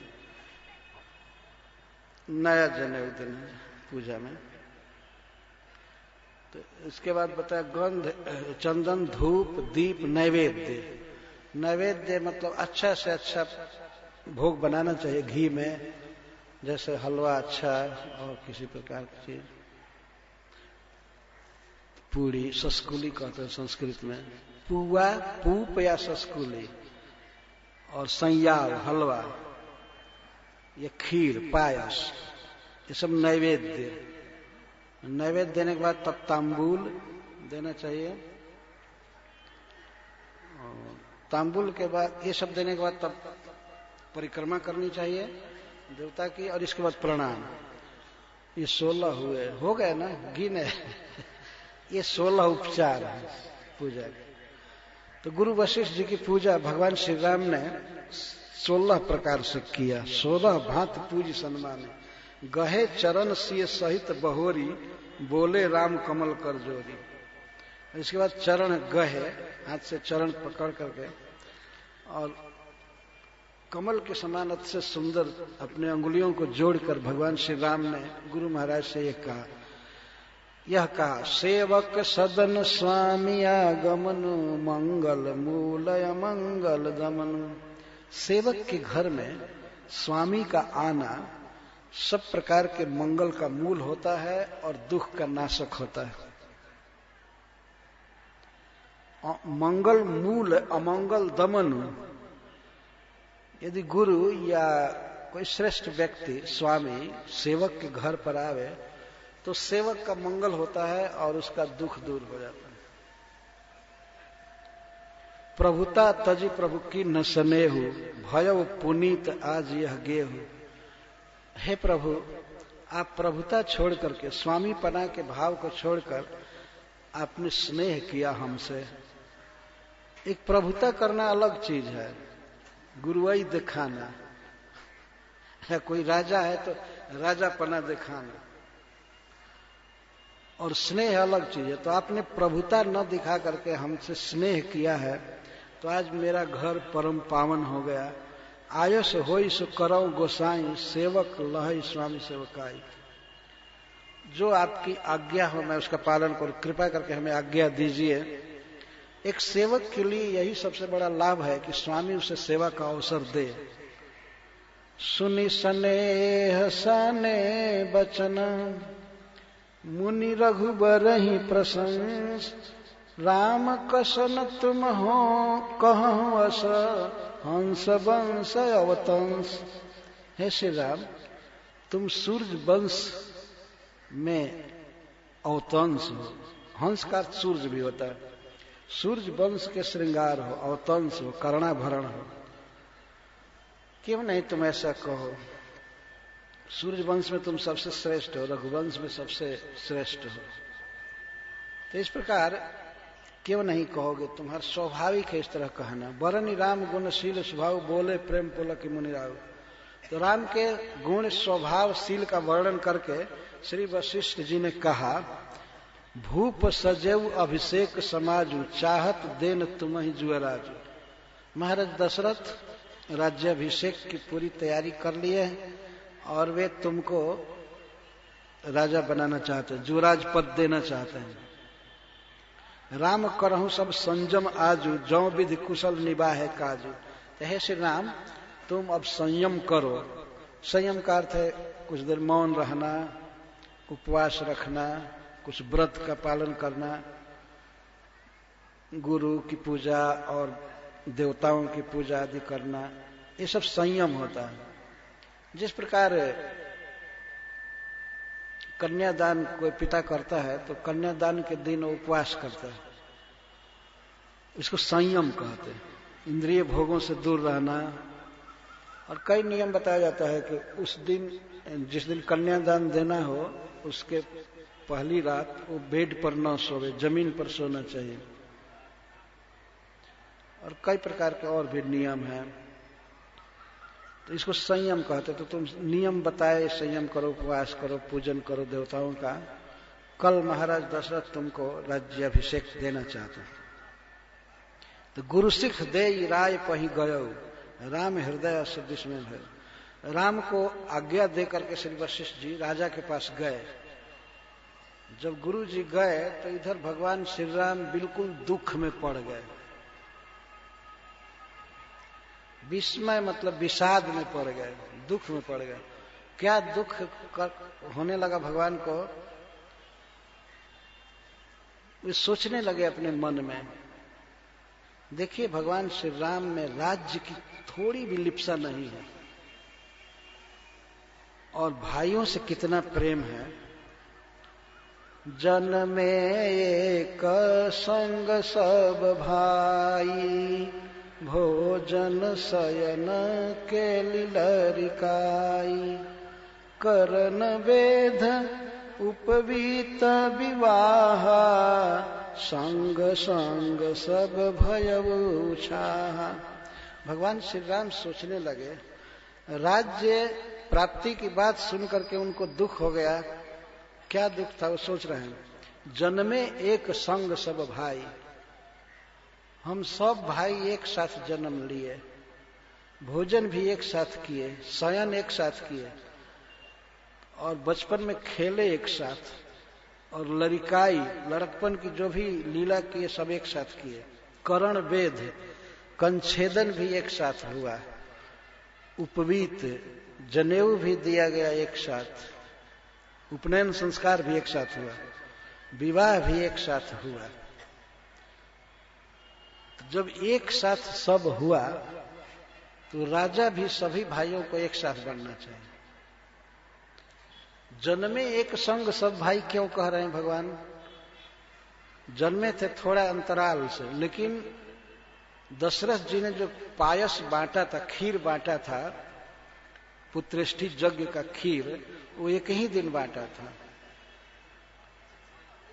और तीनों माताएं गर्भवती एक ही दिन हुई थी। इसीलिए कह रहे हैं कि जन्मे एक संग सब भाई, हम सभी भाई एक साथ जन्म लिए और भोजन शयन के लिए लड़काई, खाए साथ साथ, शयन किए, खेल कूद किए, लड़कपन की जो भी लीला की एक साथ किए। कान भी छेदा गया एक साथ, उपनयन संस्कार हुआ, विवाह भी एक साथ, संग संग सब भय उत्साह। उत्साह माने उत्सव, सारा उत्सव एक साथ हुआ। लेकिन इस विमल वंश में यह एक बात अनुचित हो रही है। विमल वंश यह अनुचित एकु, बंधु बिहाई बड़े ही अभिषेक। इस विमल वंश में जिसमें कोई मल नहीं है, उज्जवल वंश है, इसमें यह अनुचित काम हो रहा है कि छोटे भाइयों को छोड़ करके बड़े को राज दिया जा रहा है। कौन सोच रहा है? बड़ा भाई सोच रहा है। भगवान कहे कि भोजन शयन के लड़काई, भोजन एक साथ हुआ तो भाइयों में भोजन एक साथ होना चाहिए। यह एक प्रीति बढ़ाने का उपाय होता है। तो भगवान कह रहे भोजन शयन के लड़का, हम लोग सोए एक साथ, खाए एक साथ, खेल कूद किए, बचपन बिताए एक साथ, सब उत्सव हुआ। लेकिन विमल वंश यह अनुचित एक बात जो है, यह रघुवंश में ये परंपरा है। जैसे कई आगे चल करके कहेगी कि जेठ स्वामी सेवक लघु भाई, यह दिन कर कुल रीत सुहाई। बड़ा भाई स्वामी होता है और छोटा भाई सेवक होता है। दिनकर कुल के सूर्य वंश की यह रीति बहुत सुंदर है। वो डांट रही है मंथरा को, तो ये बात कह रही, पर यहां पर भगवान श्री राम सोच रहे हैं, कह रहे हैं कि यह अनुचित हो रहा है। कितना बड़ी निष्प्रियता है भगवान में, सहज प्रेम, सहज स्नेह है भाइयों से, सबसे है भगवान का। बड़े भाई को चाहिए कि वो इस तरह से स्नेह करे छोटे भाइयों से। और उस दृश्य से देखा जाए, अगर कई कह रही है अथवा सहज जो रीति है, परंपरा है कि जेठ स्वामी सेवक लघु भाई, जेठ भाई स्वामी होता है और छोटे जो भाई होते हैं सेवक होते हैं। यह अच्छी रीति है। इसका कारण यह है कि बड़ा भाई जो होता है वह लगभग पिता जैसा होता है। बड़ा भाई पहले जन्म लेता है तो विवाह पहले होता है उसका, और वो घर में बहुत काम भी करता है समय समय पर। तब तक छोटा भाई तो अभी नंगे घूमता रहता है। एक बार की सच्ची घटना बता रहा हूं आपको। एक स्त्री आकर के हमसे कहने लगी, ये हमारे गांव की बात है, अपने छोटे देवर के विषय में कहने लगी। देवर जब बड़ा हो गया तो उस पर एक तमाचा चला दिया, थप्पड़ चला दिया भाभी पर। तो उसकी मां के समान थी। तो रो रो करके हमसे कहती थी कि महाराज जी, जब मैं आई थी ससुराल तो मैंने इसको नहलाया, धुलाया, खिलाया, पिलाया, कई बार इसके अंग साफ किए मैंने, शौच होने पर अंग साफ किए। और वो इसी बात से दुखी थी कि ऐसा देवर हमको थप्पड़ मार दिया। तो बहुत दुख में व्यक्ति वो वर्णन कर रही थी। मुझे भी बहुत दुख हुआ कि वो, अगर यह स्त्री अपने नैहर से आई, ससुराल में आई, तो पति का भाई होने से देवर की सेवा करता। छोटा बच्चा रहता है तो उसको नहलाना, सुलाना, खिलाना, पिलाना, तो मां जैसा है। और उसी मां को, भाभी को यदि वो सयाना होने पर थप्पड़ मारे तो ये तो वास्तव में दुख की बात है। तो बड़ी जो भाभी होती है मां के समान होती है, और पुत्र जो भाई होता है पिता के समान होता है। स्वाभाविक है। इसलिए दिनकर कुल में, सूर्य कुल में यह रीति ही है कि बड़ा भाई स्वामी बनेगा। किसी किसी स्थिति में अपवाद भी होता है। यदि छोटा भाई ही बुद्धिमान हो, तेज हो, तो उसको राजा बनाया जाता है।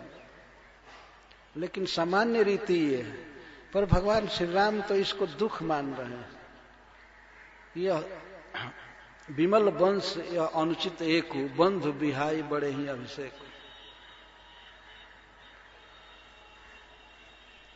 इस पर ग्रंथकार गोस्वामी तुलसीदास जी कहते हैं कि प्रभु सप्रेम पछतानी सुहाई, हरऊ भगत मन कै कुटिलाई।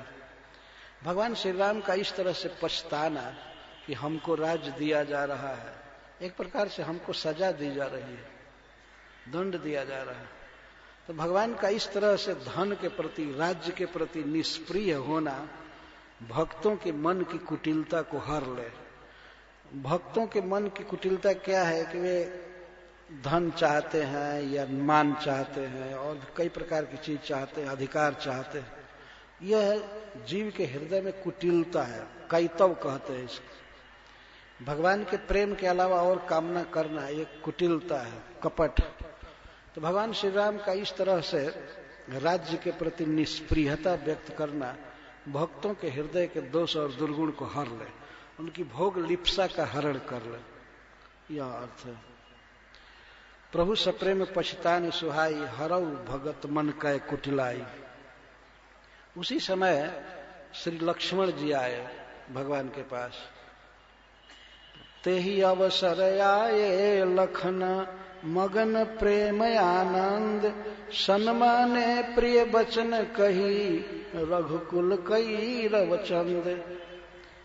बहुत सुंदर वचन बोले भगवान श्री राम लक्ष्मण जी से, सम्मान किए,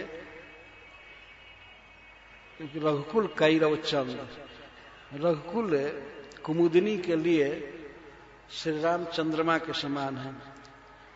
चांद के उगने पर कुमुदिनी रात में खिल जाती है, कमल दिन में खिलता है। तो रघुकुल कैरव चंद, कैरव का अर्थ है कुमुदिनी, रघुकुल को आनंद देने वाले भगवान श्री राम लक्ष्मण जी का बहुत आदर किए। बाजे ही बाजन विविध विधाना, पुर प्रमोद नहीं जाए बखाना। नगर में बाजे बज रहे हैं, सब साज सजावट हो गई है, हाट बाट घर गली अथाई, कहीं परस्पर लोग लुगाई। काल लगन भली केत के बारा, पूजी ही विधि अभिलाष हमारा। सब लोग आपस में यही बात करते हैं, कल कब आएगा, कल कब आएगा। बाप रे, युग बीत रहा है। श्री राम को राजा के रूप में देखने के लिए लोग बिल्कुल उत्सुक हो रहे थे और लगता था कि एक दिन एक कल्प जैसा बीत रहा है। आपस में यही बात कहते थे, कल कब आएगा, कब आएगा, कब आएगा। कनक सिंहासन सिय समेता, बैठहि राम होई चित चेता। कब वो दिन आएगा, कब वो समय आएगा कि सीता के साथ श्री राम सोने के सिंहासन पर बैठेंगे। कनक सिंहासन सिय समेता, बैठहि राम होई चित चेता। उनको देख करके सिंहासन पर राजा के रूप में हमारे चित्त में बहुत बड़ा उल्लास होगा, बहुत बड़ा सुख होगा। जीवन में यह सुख हम लोग प्राप्त करेंगे। कब समय आएगा, कब आएगा। सकल कहीं कब होई काली, विघ्न मनावहि देव कुचाल। सब लोग ये सोचते हैं कब कल होगा, कब कल होगा। और उधर देवताओं की मीटिंग हुई स्वर्ग में, वे लोग हाय हाय करने लगे कि हाय, राम अगर अयोध्या के राजा बनेंगे तो वो इधर उधर नहीं जाएंगे और जितने भी राक्षस है, रावण आदि, ये सब उपद्रव करते ही रहेंगे। तो वो लोग विघ्न मना रहे हैं कि राम को राज्य न मिले, राज्य तिलक में कोई विघ्न आ जाए, विघ्न आ जाए। आपस में सब सोच रहे थे। तो तीनहि सोहाई न अवध बजा बधावा, चोरहि चांदनी रात न भावा। तो देवताओं को ये सब बाजा गाजा साज सजावट अयोध्या का अच्छा नहीं लग रहा है, जैसे चोरों को चांदनी रात अच्छी नहीं लगती। वो अंधेरी रात में चोरी करते हैं तो उनको यद्यपि बहुत अच्छा है, और जनता के लिए चंद्रमा उगे रोज रोज तो बहुत अच्छा है ना। वो चांदनी रात सुहावनी लगती है, लेकिन चोरों के लिए वही बहुत बहुत विपद जैसा लगता है। तो देवताओं को राम का राज तिलक होना ये बहुत भारी दुख होने लगा उनको सुन करके, और आपस में मीटिंग करके और मना ले कैसे विघ्न होगा, कैसे विघ्न होगा, कैसे श्री राम वन में जाएंगे, कैसे वन में जाएंगे। वास्तव में भगवान का अयोध्या के राज सिंहासन पर बैठना, सीमित दायरे में रह जाना, ये अच्छा नहीं था। उनको वन में जाना चाहिए। वन में जा करके सारे आतंकवादियों को खत्म करना चाहिए, ये जरूरी था। आज के युग में सरकार जितना खर्च कर रही है, आतंकवाद खत्म करो, आतंकवाद खत्म करो, पूरा राष्ट्र, पूरा विश्व लगा हुआ है। जो अमेरिका हो, भारत हो, कोई भी हो, सब लगे हुए हैं कि आतंकवादी नष्ट हो जाए, आतंकवादी न रहे। और आतंकवादी का क्या मतलब है? आतंकवादी का मतलब है कि जनता आनंद से खा रही है, रह रही है, तो स्कूल जा रही है या ऑफिस में जा रही है, खेत में काम कर रही है, या कहीं ट्रेन में चल रही है, वायुयान में चल रही है, उसको उड़ा देना, मारना। सुख से जो जनता जी रही है उसको विपत्ति में डाल देना, उसको मार देना। जैसे शंकर मोचन मंदिर के पास हुआ, ये बनारस रेलवे स्टेशन पर हुआ। क्या बिगाड़ा है इन लोगों ने उन लोगों का, लेकिन बस वो जिए नहीं, मर जाए, दुख में पड़ जाए। तो ऐसे समय में सरकार व्यवस्था करती है, जो आतंकवाद से क्षतिग्रस्त है उनको कुछ मुआवजा देना, उनको कुछ करना, उनको ये करना। लेकिन सबसे अच्छा ये होता है कि आतंकवादियों को ही जड़ से साफ कर देना, ये होना चाहिए था, तब जनता सुख से रहेगी। इसलिए भगवान श्री राम का राजा बनकर के जनता का पालन करना उतना आवश्यक नहीं था जितना इन आतंकवादियों को, राक्षसों को खत्म करना। जो वन में गए तो उन्होंने सब कुछ साफ कर दिया पूरा, तो लोग सुख से जीने लगे। इसके बाद अपना काम धंधा करेंगे, जिएंगे, खाएंगे, पढ़ाई लिखाई, बर विवाह जो भी करना है करेंगे। लेकिन ये तो कब कहाँ मार देंगे आतंकवादी, कोई ठीक ही नहीं है। इसलिए श्री राम का वन में जाना राज्यासीन होने की अपेक्षा अच्छा था। देवता लोग इस विश्व के मैनेजर हैं, अधिकारी हैं। वो लोग सोचने लगे भगवान अपना धाम छोड़कर आए पृथ्वी पर और अयोध्या में बैठे रहेंगे, तब तो ये रावण आदि जो राक्षस हैं ये सब मनमाना पाप उपद्रव करते रहेंगे। तो भगवान जब वन में गए तो वहां देखे एक मुनि अत्रि जी दिखाए एक पहाड़ जैसा ऊंचा था। तो भगवान श्री राम पूछते हैं ये कैसा पहाड़ है? तो बताया कि राक्षस सब मनुष्यों को, ऋषियों को खा खा करके उनकी हड्डी जमा किए हैं। इतना जमा किए थे कि पर्वत जैसा दिखाई दे रहा था हाड़। तो देख करके भगवान श्री राम के आंखों में आंसू आ गया, अपने भक्तों की ये दशा देख करके कि राक्षस खाए हैं। तो वे धनुष ले करके धनु उठाई पन कीन, उन्होंने प्रण किया राक्षस हीन करो मही भुज उठाई पन कीन। भुजा उठा करके प्रण किया श्री राम ने, मैं निश्चित इस पृथ्वी को राक्षसों से शून्य कर दूंगा, और कर दिए। और इसके बाद उन्होंने जो राज्य राम राज्य की स्थापना किया, भक्तों को मालूम है किस तरह से सुंदर राज्य उन्होंने किया। सब नर करहि परस्पर प्रीति, चलहि स्वधर्म निरत श्रुति नीति। सब सुंदर सब विरुद्ध शरीर, अल्प मृत्यु नहीं कवने पीड़ा, सब सुंदर सब विरुद्ध शरीर। पहले राक्षसों को साफ करके तब उन्होंने राम राज्य की स्थापना किया। ये बहुत जरूरी था। कभी कभी लोग पूछा करते हैं कि भगवान आते हैं तो इतना मारते क्यों हैं लोगों? भगवान श्री कृष्ण भी आए तो 6 दिन के थे, उसी दिन से पूतना को मारे, फिर शकटासुर, तृणावर्त, बकासुर, अघासुर आदि कितना मारे, और फिर महाभारत युद्ध में मरवाए कितने लोगों को भीम और अर्जुन के द्वारा। ऐसे क्यों करते हैं? यही जरूरी है। अगर विचार करके देखिए इन दुष्टों का दमन न किया जाए तो जनता कैसे सुख से रहेगी? इसलिए श्री राम को वन में जाना जरूरी था। तो देव समाज में खलबली मच गई। ये राज्याभिषेक की बात से वो लोग दुखी हो गए। विघन मना वही देव कुचाल। ऐसे इस आनंद में बाधा देने के विचार के कारण तुलसीदास जी कहते हैं कि विघन मना वही देव कुचाल। ये कुचाल चलने वाले देवता लोग विघन मना रहे हैं। ये केवल तत्कालिक आनंद के परिप्रेक्ष्य में कहा जा रहा है। इतना आनंद में अयोध्या के लोग हैं, तब तक एकाएक विपत्ति का पहाड़ टूट जाएगा, इसको सोच करके कह रहे देवता कुचाली नहीं है। लेकिन कभी कभी ऐसे ही कहा जाता है प्रसंगवश। तो तीन ही सोहाई नयवध बधावा, चोर ही चांदनी रातन भावा। सारद बोली विनय सुर करही, 12 बार पांव लय पर। वे लोग बुलाए सरस्वती जी को, जो सबके वाणी की स्वामिनी है, जिह्वा को कंट्रोल करती है, वही सैंक्शन करती है, तब कोई बोल पाता है।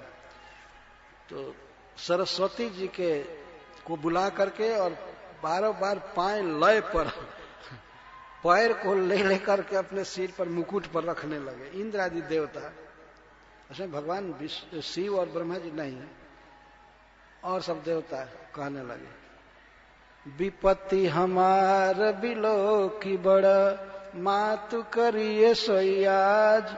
राम जाहि बन राज तजी, होई सकल सुर काज। हे मां, कोई व्यवस्था करो, किसी के तो कंठ में बैठो, जिससे कि राम राज्य न ले पावे, वन में जाए और देवताओं का सब काम करें।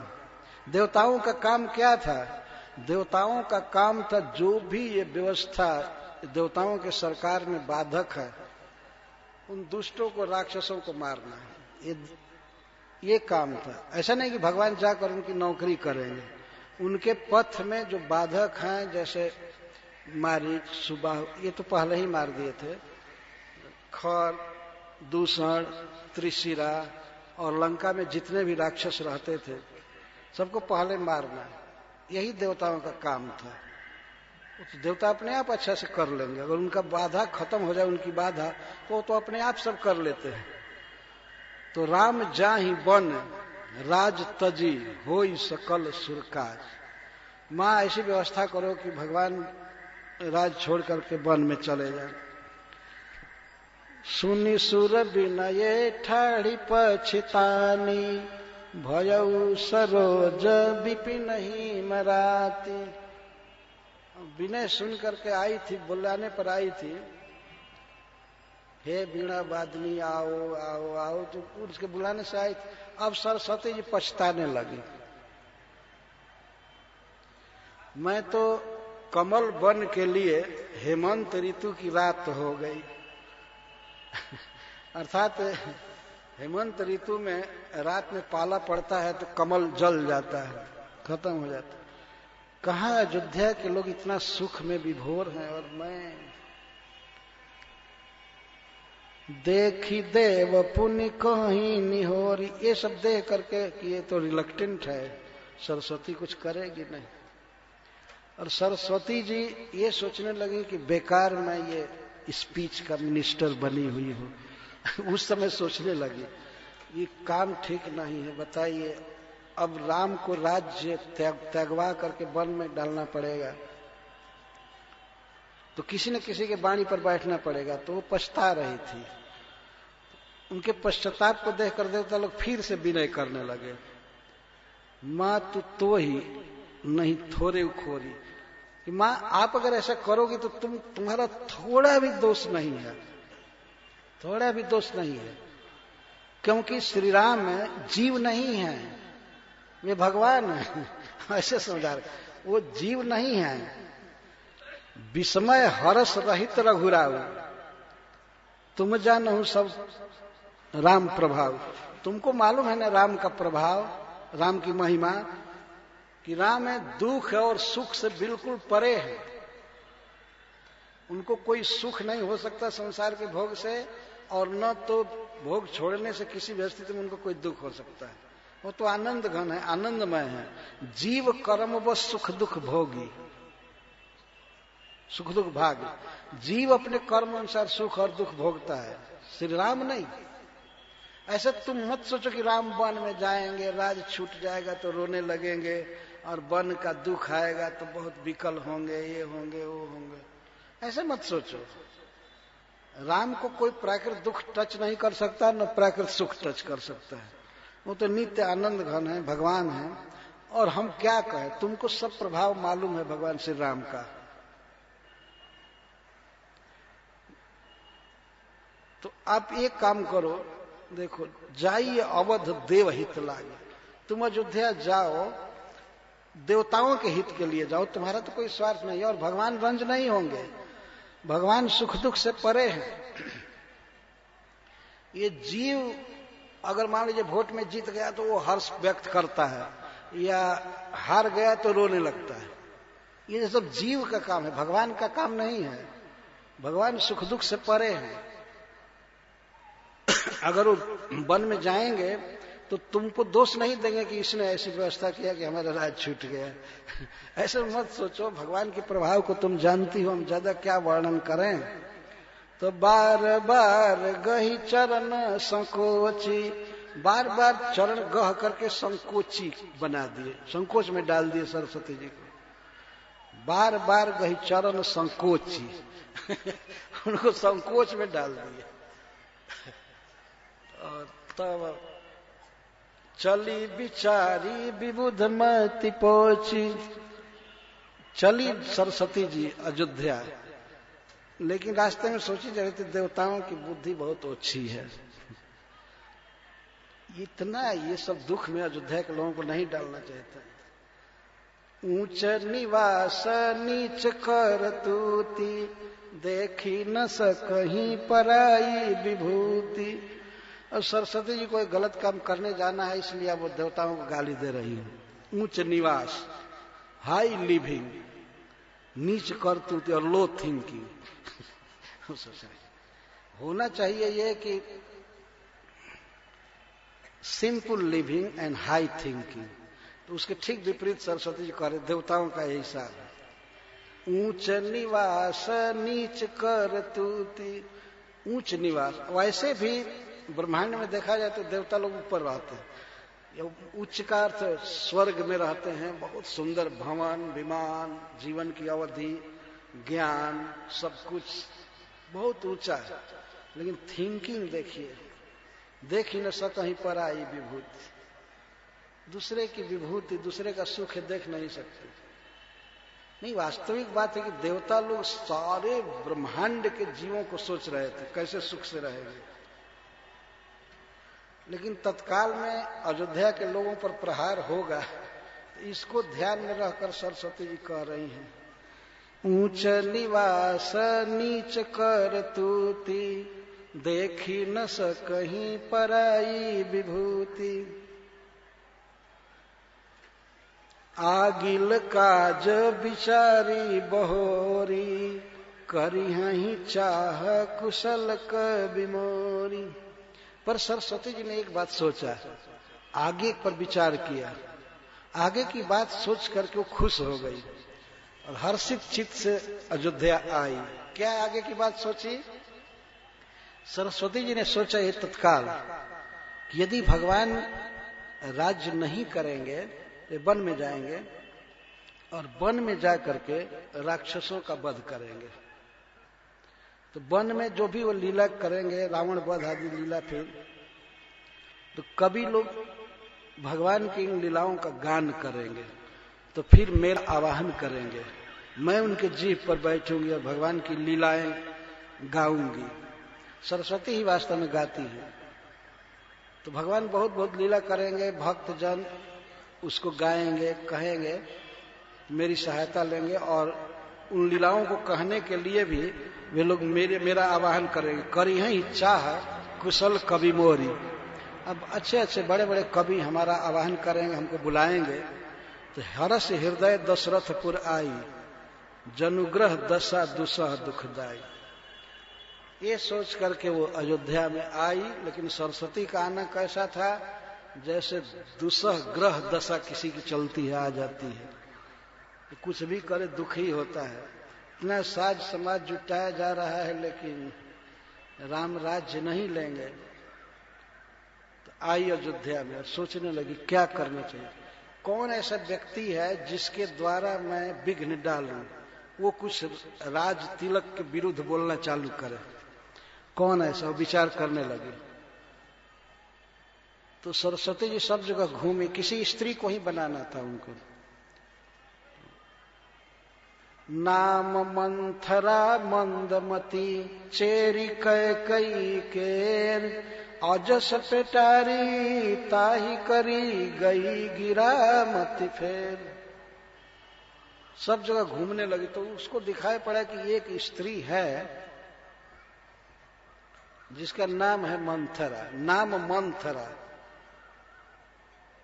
और उन्होंने देख लिया, तो सरस्वती जी बुद्धि पर बैठती हैं, जीवा पर बैठती है, तो उन्होंने देखा कि ये मंदमती, बिल्कुल कम बुद्धि की औरत है।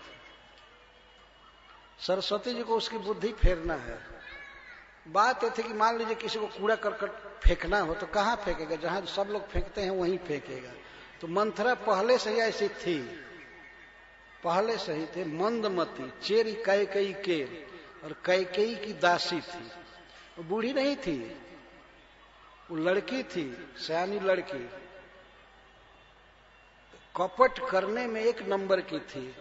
तो उसको चेरी रखी थी कैकेयी, और बिना आईडी के उससे कभी पूछा नहीं कि कहाँ की हो, कौन तुम्हारा बाप है, क्या करती हो, उसको दासी रख ली थी। जब श्री राम जी वन में चले गए तो लिखा गया वाल्मीकि रामायण में कि सब लोग पूछने लगे कैसे वन में गए, तो कैकेयी ने ये वरदान मांगा। फिर यह भी बात आ गई कि कैकेयी को मंथरा ने भेजा। मंथरा कौन है? पूरे अयोध्या में लोग छानबीन करने लगे, तो पता ही नहीं लगता था कि मंथरा कहाँ की है, कौन जात की है। बस इतना ही पता था कि ये कैकेयी की दासी है। कैकेयी से पूछा गया कि इसको कैसे बहाल कर लिया अपने दासी के रूप में। उसका कोई सर्टिफिकेट, कोई पासपोर्ट या कुछ भी, आईडी या राशन कार्ड पहले से था, क्या था, कुछ नहीं था, कुछ पता नहीं चला। वाल्मीकि रामायण में लिखा गया, सब लोग कह रहे बताइए, इस तरह से एक रानी हो करके और इतना थर्ड क्लास का व्यवहार की, इस अनजान औरत को अपने घर में रख ली और इसी ने सब कुछ किया, सब बाधा डाल दिया। तो उसका परिचय केवल इस तरह से दिया जाए कि नाम मंथरा, मंदमती, चेरी कैकई केर। चेरी, र और ल में अंतर नहीं माना जाता, इसलिए उसको चेली भी कह सकते हैं। संस्कृत में रलयो रभेदात, र और ल में अंतर नहीं माना जाता, इसीलिए चेरा को चेला भी कहते हैं। तो वो उसकी चेली थी। चेला का अर्थ होता है दास। नाम मंथरा मंदमती चेरी कैकई केर, अजस पेटारी ताही करी गई गिरामती फेर। अजस पेटारी, अजस का घड़ा, अजस का बक्सा, अपजस का बक्सा बना करके उसको, कि आगे सब लोग मंथरा को गाली देंगे, अपजस देंगे, उसकी मति को फेर करके सरस्वती चली गई। हम लोग पहले रामलीला करते थे, दिखाते थे मंथरा का, और उसके ऊपर चकचक लाइट, ऐसे सरस्वती जी आई है, हाथ करती हैं तो चकचक लाइट, और देखती है अयोध्या का साज बाज, तो इसके बाद रोना चालू करती है, ये क्यों हो रहा है। तो इस प्रसंग को कल कहा जाएगा। अजस पेटारी ताही करी गई गिरामती फेर। देखिए अयोध्या का साज बजाव बधावा सब, तो पूछी लोगों से ये कौन सा फेस्टिवल है, तो लोगों ने कहा कि राम का राज तिलक। राम तिलक सुनी भाव उर्दाहु, हृदय में आग लग गई उसको, क्योंकि सरस्वती जी ने बुद्धि चौपट कर दिया था। भगवान को भेजना है वन में, तो कल मंथरा कैकेयी संवाद प्रस्तुत किया जाएगा। हरे कृष्ण, जय श्री प्रभु।